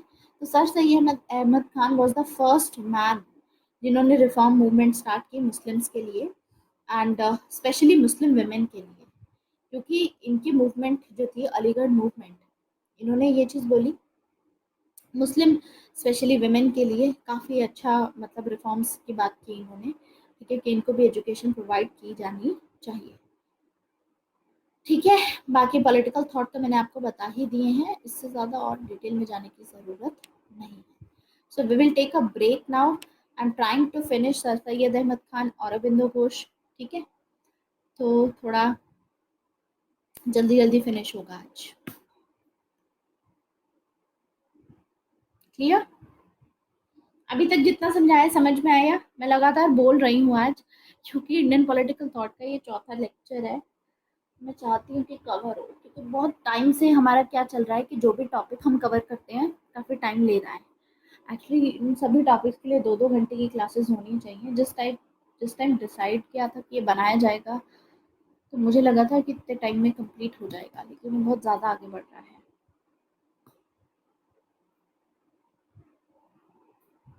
ठीक है, आप लोग को हिंदी क्लास वैसे भी ना, क्योंकि हिंदी में हर चीज़ पूछनी पड़ती है, बतानी पड़ती है एक एक चीज़, तो इस वजह से भी ज़्यादा टाइम लगता है। अदरवाइज इंग्लिश इंग्लिश में क्या होता है, आई जस्ट, मतलब ये हो रहता है कि बताती हूँ डायरेक्टली, उसमें एज इट इज समझ में आ ही जाता है।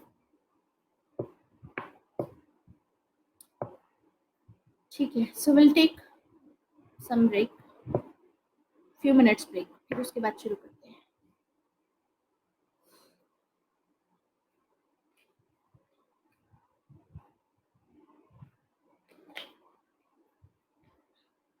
अच्छा, I am notifying you in advance, कल मुझे ना कुछ बहुत ज़रूरी काम है, तो कल मैं दोपहर को क्लास नहीं ले पाऊंगी, तो कल की क्लास शाम को रहेगी। ठीक है, 8:30 बजे में भी, या फिर 8 बजे, उस हिसाब से मैं रखूँगी। 8 बजे ठीक है फिर। कल कल की बात है, बाकी 2 ही बजे रहेगा आपका सब। ठीक है, बाकी मैं 2 ही बजे रखूँगी। लेकिन कल मुझे क्योंकि बहुत इंपॉर्टेंट काम है, I have to go to the court, तो दिन में ही हो पाएगा, मॉर्निंग में भी नहीं पॉसिबल।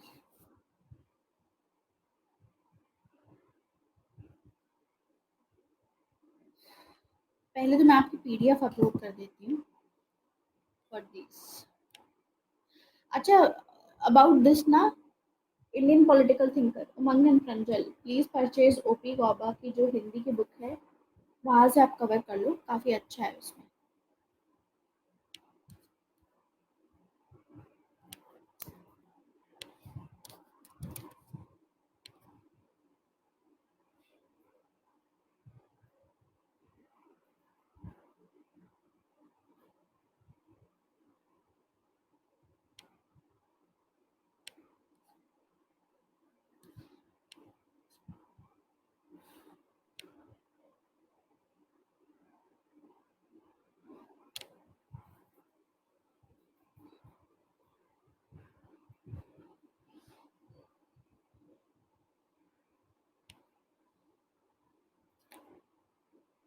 पीडीएफ अपलोड करने दीजिए, काफी टाइम से इसकी पीडीएफ नहीं दी है मैंने। अब टू अरबिंदो घोष मैंने दे तो दिए। अच्छा, I have given that, additional रहती है ना, एडिशनल बाद में दूंगी। Let me see if I have it right.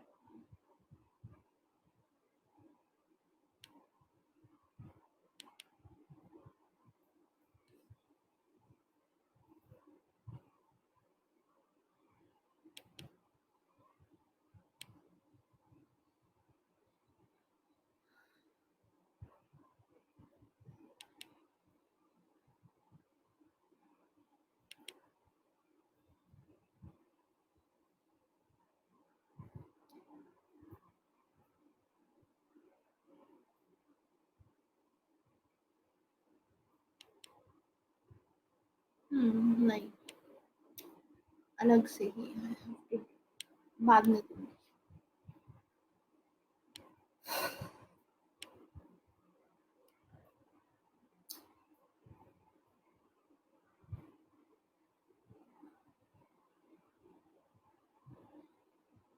हाँ, इंडियन वाली अलग से पीडीएफ आती है उसकी, बुक आती है, ओपी गौतम, एग्ज़ैक्टली, वो आप लोग फॉलो कर सकते हो।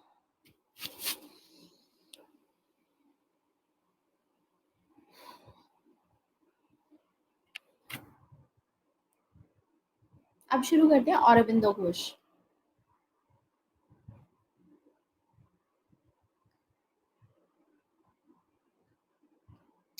जो औरबिंदो घोष हैं, औरबिंदो घोष एक्सट्रीमिस्ट हैं। पहले इनके क्रांतिकारी विचार थे, ठीक है? तो इन्होंने डायरेक्ट एक्शन लेने की बात की, क्योंकि इनसे पहले थे मॉडरेट्स।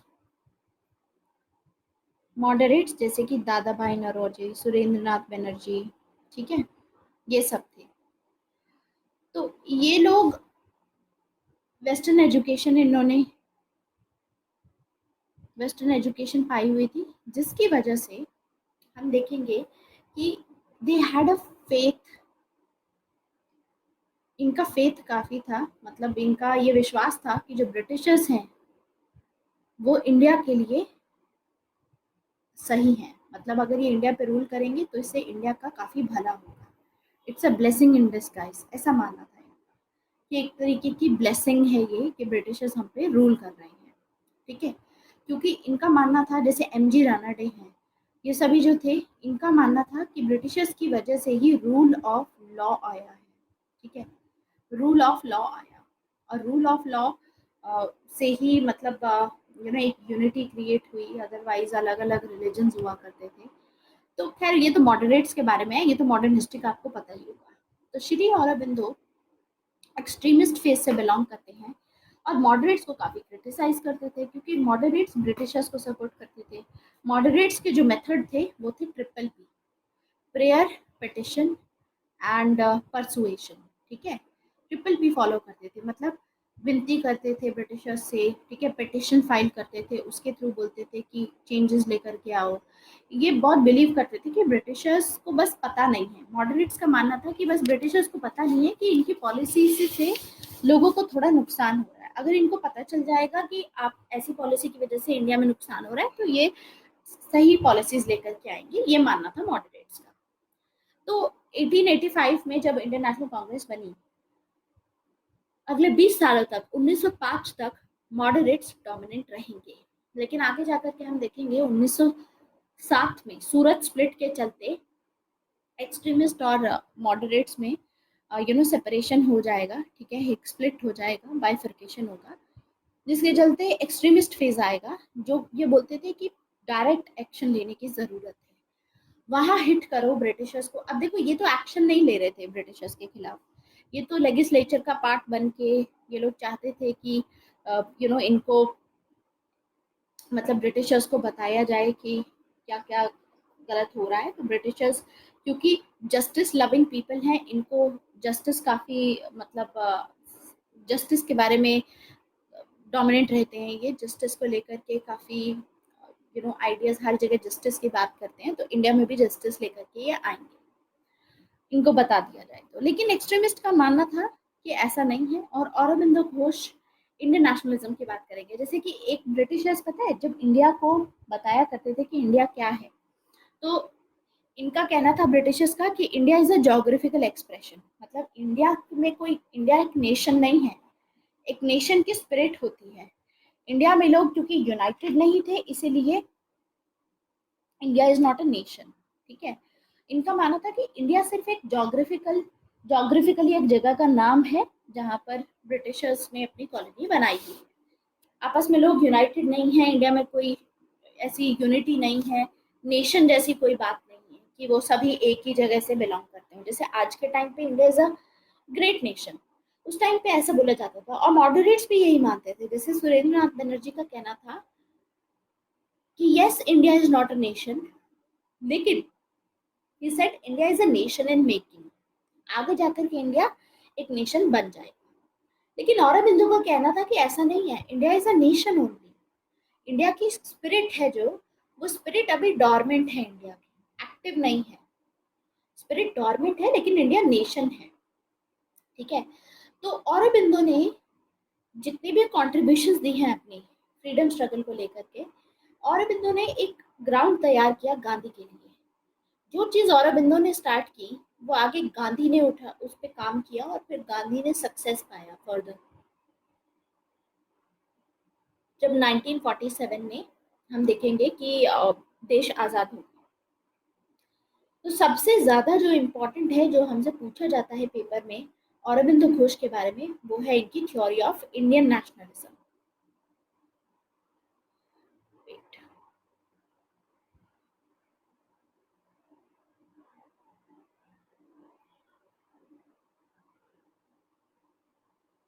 तो सबसे पहली चीज तो याद रखनी है कि ये मॉडरेट्स को क्रिटिसाइज करते थे, और दूसरा ये बोलते थे डायरेक्ट एक्शन लेना चाहिए। ठीक है, देखो एक्शन दो टाइप के होते हैं, एक होता है डायरेक्ट, एक होता है इनडायरेक्ट एक्शन। ठीक है, तो ये बोलते थे डायरेक्ट में भी दो टाइप के होते हैं, एक होता है एक्टिव रेजिस्टेंस और एक होता है पैसिव रेजिस्टेंस। एक्टिव मतलब जिसमें आप डायरेक्टली बस हथियार लेकर के लड़ने लग जाओ उनसे। तो ये बोलते थे कि ऐसा करने की जरूरत नहीं है, पैसिव रेजिस्टेंस फॉलो करो। डायरेक्ट में पैसिव मतलब वहां पर आप नुकसान करो उनको, वहां पर चोट पहुंचाओ जिसकी मतलब मदद से, जिसके लिए वो इंडिया को इतना ज्यादा प्रताड़ित कर रही हैं, जिसकी वजह से इंडिया को एक्सप्लॉइट कर रही हैं। तो he understood the reality. Reality क्या थी? देखो, ड्रेन ऑफ वेल्थ हो रहा था, इंडिया से पैसा लेकर के जाया जाता था, ब्रिटेन में सब लेके जाया जाता था। यहाँ से रॉ मटेरियल्स चीप उसमें लेके जाते थे, फिनिश्ड गुड्स बना करके मैन्युफैक्चर करके फिर वापस इंडिया में बेचे जाते थे। ठीक है, महंगे प्राइस पे, तो उससे उनको फायदा होता था।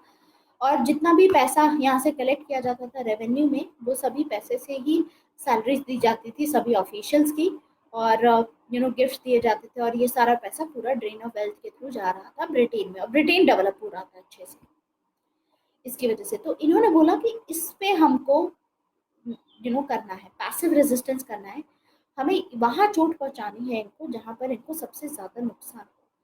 जैसे कि ये लोग क्या कर रहे थे, बाहर से जो गुड्स बनाते थे, जो भी सामान बनाते थे, वो ला करके इंडिया में बेच रहे थे। अब मान लो इंडिया से कॉटन खरीदी रॉ मटेरियल के फॉर्म में, लेकर गए ब्रिटेन में, वहां पे शर्ट बना दी, उसके कपड़े बना दिए अच्छे अच्छे। ठीक है, मशीन्स की हेल्प से, क्योंकि इंडस्ट्रियलाइजेशन तो आ ही चुका था, तो इतने चीप कपड़े और इंडिया में ला करके फिर उसको बेचा जाता था। ठीक है, तो ये तो हो गए फॉरेन गुड्स। ठीक है, तो इसीलिए इन्होंने बोला कि हमको सबसे पहले जो फॉरेन गुड्स हैं उनको बॉयकॉट करना होगा और स्वदेशी अपनाना होगा, ये बोला इन्होंने। ठीक है, आ रहा है समझ? ये सभी आपका मॉडर्न हिस्ट्री से रिलेटेड है, तो आई एम श्योर कि आपको इसमें कोई डिफिकल्टी खैर नहीं होगी इसमें। औरबिंदो घोष इसीलिए बोलते हैं कि स्वदेशी को प्रमोट करते थे, और साथ में औरबिंदो घोष स्वदेशी के अलावा इस चीज को भी प्रमोट करते थे कि अपने जो देश के नेशनल कॉलेजेस हैं, मतलब फॉरेन इंस्टीट्यूशंस जो इन्होंने अपनी यूनिवर्सिटीज बनाई हैं, स्कूल्स बनाई हैं, जहाँ पर वेस्टर्न एजुकेशन प्रोवाइड करते हैं, ये बोलते थे कि उसको फॉलो मत करो, इंडियन एजुकेशन जो नेशनल एजुकेशन होती है, मतलब अपने ही ट्रेडिशन की, उसको फॉलो करो। ठीक है, तो जब ये मॉडरेट्स को क्रिटिसाइज करते थे, तो औरबिंदो घोष का कहना था कि जो मॉडरेट्स हैं इनको नए लैंप्स की जरूरत है। तो उन्होंने एक आर्टिकल लिखा था जिसमें लिखा था new lamps for old, this is the name of the article. अपना इनका एक न्यूज़पेपर था इंदु प्रकाश, उसमें इन्होंने ये आर्टिकल छापा था न्यू लैंप्स फॉर ओल्ड, जिसमें इन्होंने ये मेंशन किया था कि जो मॉडरेट्स हैं इनको लगता है कि फॉरेन रूल ब्लेसिंग है, ये गलत है, क्योंकि फॉरेन रूल एक नेशन की जो नेचुरल ग्रोथ होती है उसको स्टॉप कर देता है। जैसे इंडिया में जो ग्रोथ थी वो स्टैग्नेंट हो गई थी, इनफैक्ट नेगेटिव ग्रोथ चल रही थी इंडिया में। फॉरेन रूल बहुत ही खराब होता है, ऐसा इन्होंने अपने आर्टिकल में बताया, और इसीलिए इन्होंने बोला कि इनको नए लालटेन, लैंप होता है लालटेन, लालटेन की जरूरत है, क्योंकि ये लोग बूढ़े हो चुके हैं, इनको दिखाई नहीं देता है कि क्या कर रहे हैं ब्रिटिशर्स, तो इनको नई लालटेन की ज़रूरत है जिसके थ्रू ये सच्चाई देख पाए ब्रिटिशर्स की। तो इसीलिए अरबिंदो घोष ने, ये पहले इंसान थे जिन्होंने पूर्ण स्वराज की बात की। आज से पहले जितने भी थे, किसी ने भी कंप्लीट इंडिपेंडेंस की बात नहीं की थी। सभी चाहते थे कि डोमिनियन स्टेटस मिल जाए इंडिया को, जैसे कनाडा को मिला हुआ था, न्यूजीलैंड को, ऑस्ट्रेलिया को। ऐसे ही चाहते थे कि इंडिया को भी डोमिनियन स्टेटस मिल जाए। डोमिनियन स्टेटस मतलब उन्हीं के अंडर में ये पूरा एज अ डोमिनियन इंडिया पूरा ग्रोथ होगी इंडिया की। तो औरबिंदो का कहना था कि ऐसा नहीं है, डोमिनियन स्टेटस में पूर्ण स्वराज चाहिए, कंप्लीट इंडिपेंडेंस चाहिए, कि इनको अपनी कंट्री से भगाना है हमको, ठीक है। औरबिंदो का कहना था कि देखो, हर एक नेशन की एक स्पिरिट होती है, हर एक नेशन का अपना मिशन होता है। जैसे कि ब्रिटेन का अपना मिशन था यूटिलिटेरियनिज्म का। यूटिलिटेरियनिज्म के मिशन में, क्योंकि देखो बेंथम की जो फिलॉसफी थी, यूटिलिटेरियनिज्म के फिलॉसफी, उसमें बेंथम ने बात की थी कि जो प्रॉफिट और लॉस की बात की थी, कि pain and pleasure are the two sovereign master, और पेन और प्लेजर के बेसिस पे ही आपको एक्शंस लेने चाहिए। ये बात बोली थी बेंथम ने, हम देखते हैं। तो उसी में हमको देखने को मिलेगा दिस वेरी सेम थिंग, कि जो बेंथम रहेंगे हमारे, उनका अपना मिशन रहेगा ये बताना कि लोगों को प्रॉफिट के हिसाब से, ठीक है, इंडिविजुअलिज्म के हिसाब से, कि अपना सोचो दूसरे का मत सोचो, ये मिशन उनका था बताना, ठीक है। इंडिया का अपना एक मिशन है, इंडिया का भी अपना एक स्पिरिचुअल मिशन है, और इंडिया का जो मिशन है वो है कॉस्मोपॉलिटन मिशन, कि इंडिया को पूरे वर्ल्ड को एक साथ लेकर के आना है। तो इंडिया में कॉस्मोपॉलिटन स्पिरिट रहेगी। Understood? New lamp for old ones, new lamps for old. Old का मतलब कि ये जो मॉडरेट्स हैं ये बूढ़े हो चुके हैं, इनको सच्चाई नहीं दिखाई दे रही है, ठीक है। तो इनके लिए लैंप्स होने चाहिए नए, जिसके थ्रू इनको सच्चाई दिखे और इनको पता चले कि जो ब्रिटिशर्स हैं वो हमारे भलाई के लिए नहीं है। ब्रिटिश रूल या जो फॉरेन रूल होता है वो खराब होता है, ऐसे बताने की कोशिश की गई, ठीक है।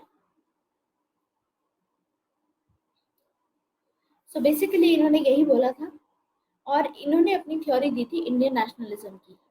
उसमें बोला कि India as a country, India का अपना एक डिवाइन मिशन है, भगवान ने इंडिया को एक मिशन दे रखा है। और मिशन क्या है इंडिया का, कि कॉस्मोपॉलिटन यूनियन एस्टैब्लिश करनी है इंडिया को। मतलब सभी जो आपस में देशों के बीच में ऐसे बाउंड्रीज आ गई हैं, आपस में लोग मिलकर के नहीं रहते हैं, इंडिया का मिशन है कि उसमें कॉस्मोपॉलिटन मतलब एक आइडिया लेकर के आए कि सारे मिलकर के साथ में रहें। और आज के टाइम पे जो औरबिंदो को आइडियाज थे वो काफी प्रेवलेंट है, क्योंकि इन्होंने सही बोला था। आज के टाइम पे देखो कितने ग्लोबल चैलेंजेस आ गए हैं। टेररिज्म, आईसिस आ गया है, Islamic state of Iraq and Syria, एक कंट्री अकेला मिलकर के हरा नहीं सकता है। क्लाइमेट चेंज देखो आप, क्लाइमेट चेंज भी ऐसे हराया नहीं जा सकता है। एक कंट्री अगर कोई स्टेप उठाएगा तो क्या उससे क्लाइमेट चेंज पर कुछ असर पड़ेगा? नहीं। जब तक सभी मिलकर के साथ में आकर के काम नहीं करेंगे, कॉस्मोपॉलिटन यूनियन नहीं बनाएंगे, तब तक धरती को नहीं बचाया जा सकता। आज यही देख रहे हैं हम आज के टाइम पे। तो वही सेम चीज बोली कि हर एक का अपना एक मिशन होता है, हर एक नेशन का। इंडिया का भी अपना एक मिशन है, और इंडिया का मिशन है कॉस्मोपॉलिटन। इंडिया को भगवान ने डिवाइन मिशन ये दे रखा है कि कॉस्मोपॉलिटन यूनियन बनानी है, ताकि सब साथ में मिलकर के आके ऐसे चैलेंजेस को पार उतारे, मतलब उससे पार जाएं, उसको सॉल्व करें, जो कि एक के बस में नहीं है। तो उसी हिसाब से इसीलिए इन्होंने, अरबिंदो घोष ने, जब इनका ट्रांजिशन हुआ स्पिरिचुअलिज्म में, तो हम देखेंगे कि ये खुद बोलेंगे कि इंडिया की एक स्पिरिट होती है, इंडिया की स्पिरिट डॉर्मेंट है। डॉर्मेंट मतलब अभी इस टाइम पे एक्टिव नहीं है इंडिया की, लेकिन इंडिया की स्पिरिट जरूर है, ठीक है। और India is a nation only, उसकी स्पिरिट बस डॉर्मेंट है, उसको अवेकन करने की जरूरत है। और ब्रिटिश रूल अब आ चुका है। ब्रिटिश रूल ने जो इंडिया के जो भी सिस्टम थे उसमें जितना भी तमस था, तमस मतलब जितने भी डार्क एलिमेंट्स थे, जैसे कास्ट सिस्टम था, ये सब चीजें थी, जो भी गलत गलत चीजें थी, वो सब हटाई हैं। अब इंडिया को इंडिपेंडेंट होने से कोई नहीं रोक सकता। क्योंकि भगवान ने इंडिया को ये मिशन दिया है कि इंडिया को सभी देशों को साथ में लेके आना है, उसके लिए इंडिया को जीतना ही होगा और भगवान का साथ है इस चीज में, तो भगवान ही चाहता है तो कोई रोक नहीं सकता। तो इसीलिए सभी नेशंस को, बाकी जो कंट्रीज हैं, सभी को इंडिया को सपोर्ट करना चाहिए, इंडिया की इंडिपेंडेंस में सपोर्ट करना चाहिए, क्योंकि कोई रोक नहीं सकता इसको, ठीक है। और अगर आप सपोर्ट करोगे तो आगे जाकर के फायदा ही होगा, क्योंकि इंडिया का जो मिशन है अगर इंडिया ने फुलफिल किया तो ऐसे चैलेंजेस, जो चैलेंजेस एक कंट्री के बस में नहीं है, वो चैलेंजेस कॉस्मोपॉलिटन यूनियन की वजह से हम लोग उन चैलेंजेस को ओवरकम कर सकते हैं। तो ये कहना था औरबिंदो घोष का। तो काम में हमने क्या देखा, औरबिंदो घोष ने किन किन बारे में बात की। औरबिंदो घोष का कहना था सबसे पहले मॉडरेट्स को क्रिटिसाइज करते थे, और इन्होंने अपनी थ्योरी ऑफ नेशनलिज्म दी, जिनमें इन्होंने खुद बोला कि पैसिव रेजिस्टेंस चाहिए हमको, पूर्ण स्वराज चाहिए, कंप्लीट इंडिपेंडेंस चाहिए। वहां पर आप स्ट्राइक करो जहां पर जो जड़ें हैं ब्रिटिश कॉलोनियलिज्म की, ब्रिटिश की जड़ क्या है, ब्रिटिशर कॉलोनियलिज्म की, ये चाहते हैं कि इंडिया से रॉ मटेरियल इनके पास में जाता रहे और जो भी गुड्स ये बनाते हैं वो इंडिया में ये बेचते रहे। तो उसी को स्ट्राइक करने के लिए इन्होंने बोला कि सबसे पहले तो फॉरेन गुड्स को बाइकआउट करो, इनको बॉयकॉट करो, स्वदेशी फॉलो करो, अपने खुद के नेशनल एजुकेशन फॉलो करो, नेशनल स्कूल्स, नेशनल कॉलेजेस खोलो, इंडियन वे ऑफ एजुकेशन होना चाहिए, वेस्टर्न वे में नहीं जाना है। दूसरा यही कि खादी को प्रमोट करने लगे, फिर स्वदेशी प्रमोट करने लगे, खादी प्रमोट करने लगे। तो जो 1905 में बंगाल में जो स्वदेशी मूवमेंट आई थी, वो औरबिंदो घोष की वजह से ही आई थी, उनकी मेन इंस्पिरेशन यही थी। इन्होंने ही बोला था कि ब्रिटिश जो पोर्ट्स है उनको बॉयकॉट करो, ब्रिटिश एडमिनिस्ट्रेशन जो है, इन्होंने कन्विंस किया इंडिया को कि ये ब्रिटिश इंस्टीट्यूशंस के बिना भी जी सकते हैं, ठीक है, ब्रिटिशर्स की हमको ज़रूरत नहीं है, इनके रूल ऑफ लॉ और ये जो चीज़ें लेके आए हैं हमको इनकी ज़रूरत नहीं है, ठीक है। तो इन्होंने पैसिव रेजिस्टेंस की बात की। और नेशनलिज्म पे क्या बोला इन्होंने, काफ़ी लोगों से इंस्पायर्ड थे ये, विवेकानंद से, बंकिम चंद्र चटर्जी से काफ़ी इंस्पायर्ड थे, और उसके बेसिस पे बोलेंगे कि इंडिया जो है एक नेशन है, और इसीलिए ये बोलते हैं, इनका कहना है कि जैसे दूसरे थे ना, एक और स्कॉलर है, ठीक है, जर्मन स्कॉलर्स हैं कुछ, उन उन स्कॉलर्स को ये फॉलो करते थे। जैसे इसी में आ जाएंगे जर्मन स्कॉलर्स में, अगर आपको कुछ नाम लेने हो तो you can take the name of Hegel. Hegel नीचे नीचे हमने उसमें पढ़ा था पावर में, उन्हीं को फॉलो करते हैं। तो इनको सपोर्ट, मतलब इनके आइडिया से काफ़ी इन्फ्लुएंस थे, और जो जर्मन स्कॉलर्स के कॉन्सेप्ट थे ये अप्लाई करेंगे नेशन के, उनका जो आइडिया था उसी को अप्लाई करके ये बोलेंगे कि नेशन नेचुरल है, नेशन हैज अ स्पिरिट, और इंडिया की जो स्पिरिट है वो डॉर्मेंट हो सकती है, उसको डिनाई नहीं कर सकते हो कि स्पिरिट है इंडिया की। तो इसीलिए जो ओल्ड मैन ऑफ इंडिया हैं, जो ये बूढ़े हो गए हैं मॉडरेट्स, ये जो ओल्ड मैन है इनको नए लैंप्स देने की ज़रूरत है, ताकि ये देखें कि इंडिया की स्पिरिट है, इंडिया इज़ अ नेशन, उसको समझे। तो नेशनलिज्म को समझने के लिए इन्होंने कहा कि सबसे पहले हमको हिस्टोरिकल प्रोसेसेस देखने पड़ेंगे कि इंडिया में कौन कौन से प्रोसेसेस हुए हैं। That's how he will give the theory of nationalism. तो इन्होंने वार्न किया मॉडरेट्स को कि सबसे पहले तो ये जो आप ब्रिटिशर्स को इतना प्रेस करते रहते हो कि आप जस्टिस लविंग पीपल हो, आपकी वजह से इंडिया में बहुत फ़ायदा हुआ, ये सब चीज़ें, ये सब रोकना पड़ेगा, ठीक है। क्योंकि अगर हम इनको प्रेस करते रहेंगे तो इससे हमारे जो भी यूथ है, जो भी फाइट कर रहा है ब्रिटिशर्स के अगेंस्ट में, उनका मोरल डाउन होता है। वो चाहते हैं कि उनको और बूस्ट मिले। अगर अगर आप बार बार इन्हीं को प्रेस करते रहोगे ब्रिटिशर्स को, तो वो लोग फाइट ही नहीं कर पाएंगे इंडिपेंडेंस के लिए। तो इसी इन्हीं इन्हीं कॉन्सेप्ट से इंस्पायर होकर के ये बोलेंगे कि जैसे हर एक नेशन की स्पिरिट होती है, इंडिया की भी एक स्पिरिट है, और यूनिवर्सल स्पिरिट इंडिया की ये है कि इंडिया को सभी को साथ में लेके आना है। तो जो वासुदेव कुटुंबकम की जो वैल्यू है, विवेकानंद ने इसके बारे में बात की थी, जब विवेकानंद ने अमेरिका में यू नो अमेरिकन को बोला था ब्रदर्स एंड सिस्टर्स, तो वहां पर यही था कि हम सभी एक हैं, यूनाइटेड हमें रहना होगा। तो ह्यूमैनिटी के बारे में बात करते हैं ये, ह्यूमन यूनिटी के बारे में इन्होंने फोकस किया कि ऐसा नहीं है कि आप ये सोचो कि हम पाकिस्तानी हैं या हम इंडियंस हैं या हम यू नो अमेरिकन हैं या इजरायली हैं। ऐसा आइडिया नहीं होना चाहिए। सभी लोग जो पूरे वर्ल्ड में रह रहे हैं, they are all your brothers and sisters. तो औरबिंदो ने कभी ये नहीं माना कि इंडिया का जो आइडिया है नेशन का वो कॉस्मोपॉलिटन नहीं है। इन्होंने हमेशा बोला कि कॉस्मोपॉलिटन ही है। और हर एक नेशन का जो एम होता है वो यही होता है कि जो उसको मिशन दिया गया है उसको फुलफिल करे, अपनी पोटेंशियलिटी जितनी आपके अंदर पोटेंशियल है उसको रियलाइज करें, दूसरों को भी सिखाए। तो वैसे ही अगर हम दूसरों को फॉलो करेंगे, जैसे ब्रिटिशर्स आए थे, हम ब्रिटिशर्स को ही अगर फॉलो करना शुरू कर देंगे, ब्रिटिशर्स ने रूल ऑफ लॉ और ये सब चलाया, अगर हम उनको इमिटेट करने लग जाएंगे, उन्हीं को कॉपी करने लग जाएंगे, तो इसका मतलब वो जो एक यूनिवर्सल स्पिरिट ने, भगवान ने जो हमारे लिए एक स्पेसिफिक पर्पस से हमारे नेशन को बनाया है वो फुलफिल नहीं हो पाएगी। तो इसीलिए ये चीज़ आपको समझनी है कि हर एक नेशन का अपना खुद का लॉ होता है, अपना खुद का कल्चर होता है। ज़रूरी नहीं है कि दूसरे के कल्चर से इन्फ्लुएंस होकर के आप भी वही चीज़ करो।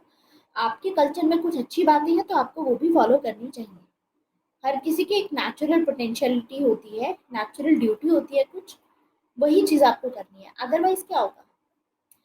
देखो, अगर आप अपना खुद का धर्म फॉलो नहीं करते हो, हिंदू ट्रेडिशन में भी यही बोला गया है, आपको जो धर्म दिया जाता है, अगर आप वो फॉलो नहीं करते हो, तो फिर आपका पुनर्जन्म नहीं होता है। जब जो चीज़ भगवान ने आपको जो धर्म फॉलो करने के लिए बोला है, आप वो फॉलो नहीं कर रहे हो और दूसरों का धर्म फॉलो कर रहे हो, तो यानी आप सक्सेसफुली सुसाइड कमिट कर रहे हो और फिर आप नरक में जाओगे। तो स्पिरिचुअलिटी के हिसाब से बोलेंगे। तो अब इसमें क्या देखने को मिल रहा है कि पहले तो एज अ पॉलिटिशियन ये एक्सट्रीमिस्ट के तौर पे बोल रहे थे, ठीक है, एंड फिर आगे देखेंगे हम, आगे ये एज अ स्पिरिचुअल लीडर बोलेंगे इंडिया को, एज अ स्पिरिचुअली ये यूथ को इन्फ्लुएंस करने की कोशिश करेंगे कि यूथ को क्या करना चाहिए। इसीलिए इन्होंने बोला कि इंडिया की स्पिरिचुअल है, यूनिवर्सल स्पिरिट है इंडिया की। डायमेंशन जो इंडिया को दी गई है वो है स्पिरिचुअलिटी की, कि सभी को साथ में लेकर के आना है। और आगे जाकर के यही, क्योंकि विवेकानंद से काफ़ी ज़्यादा इन्फ्लुएंस थे, ठीक है, सनातन धर्म से काफ़ी इन्फ्लुएंस थे। सनातन धर्म में भी तो यही बोला जाता है कि हम सभी एक ही भगवान के बच्चे हैं।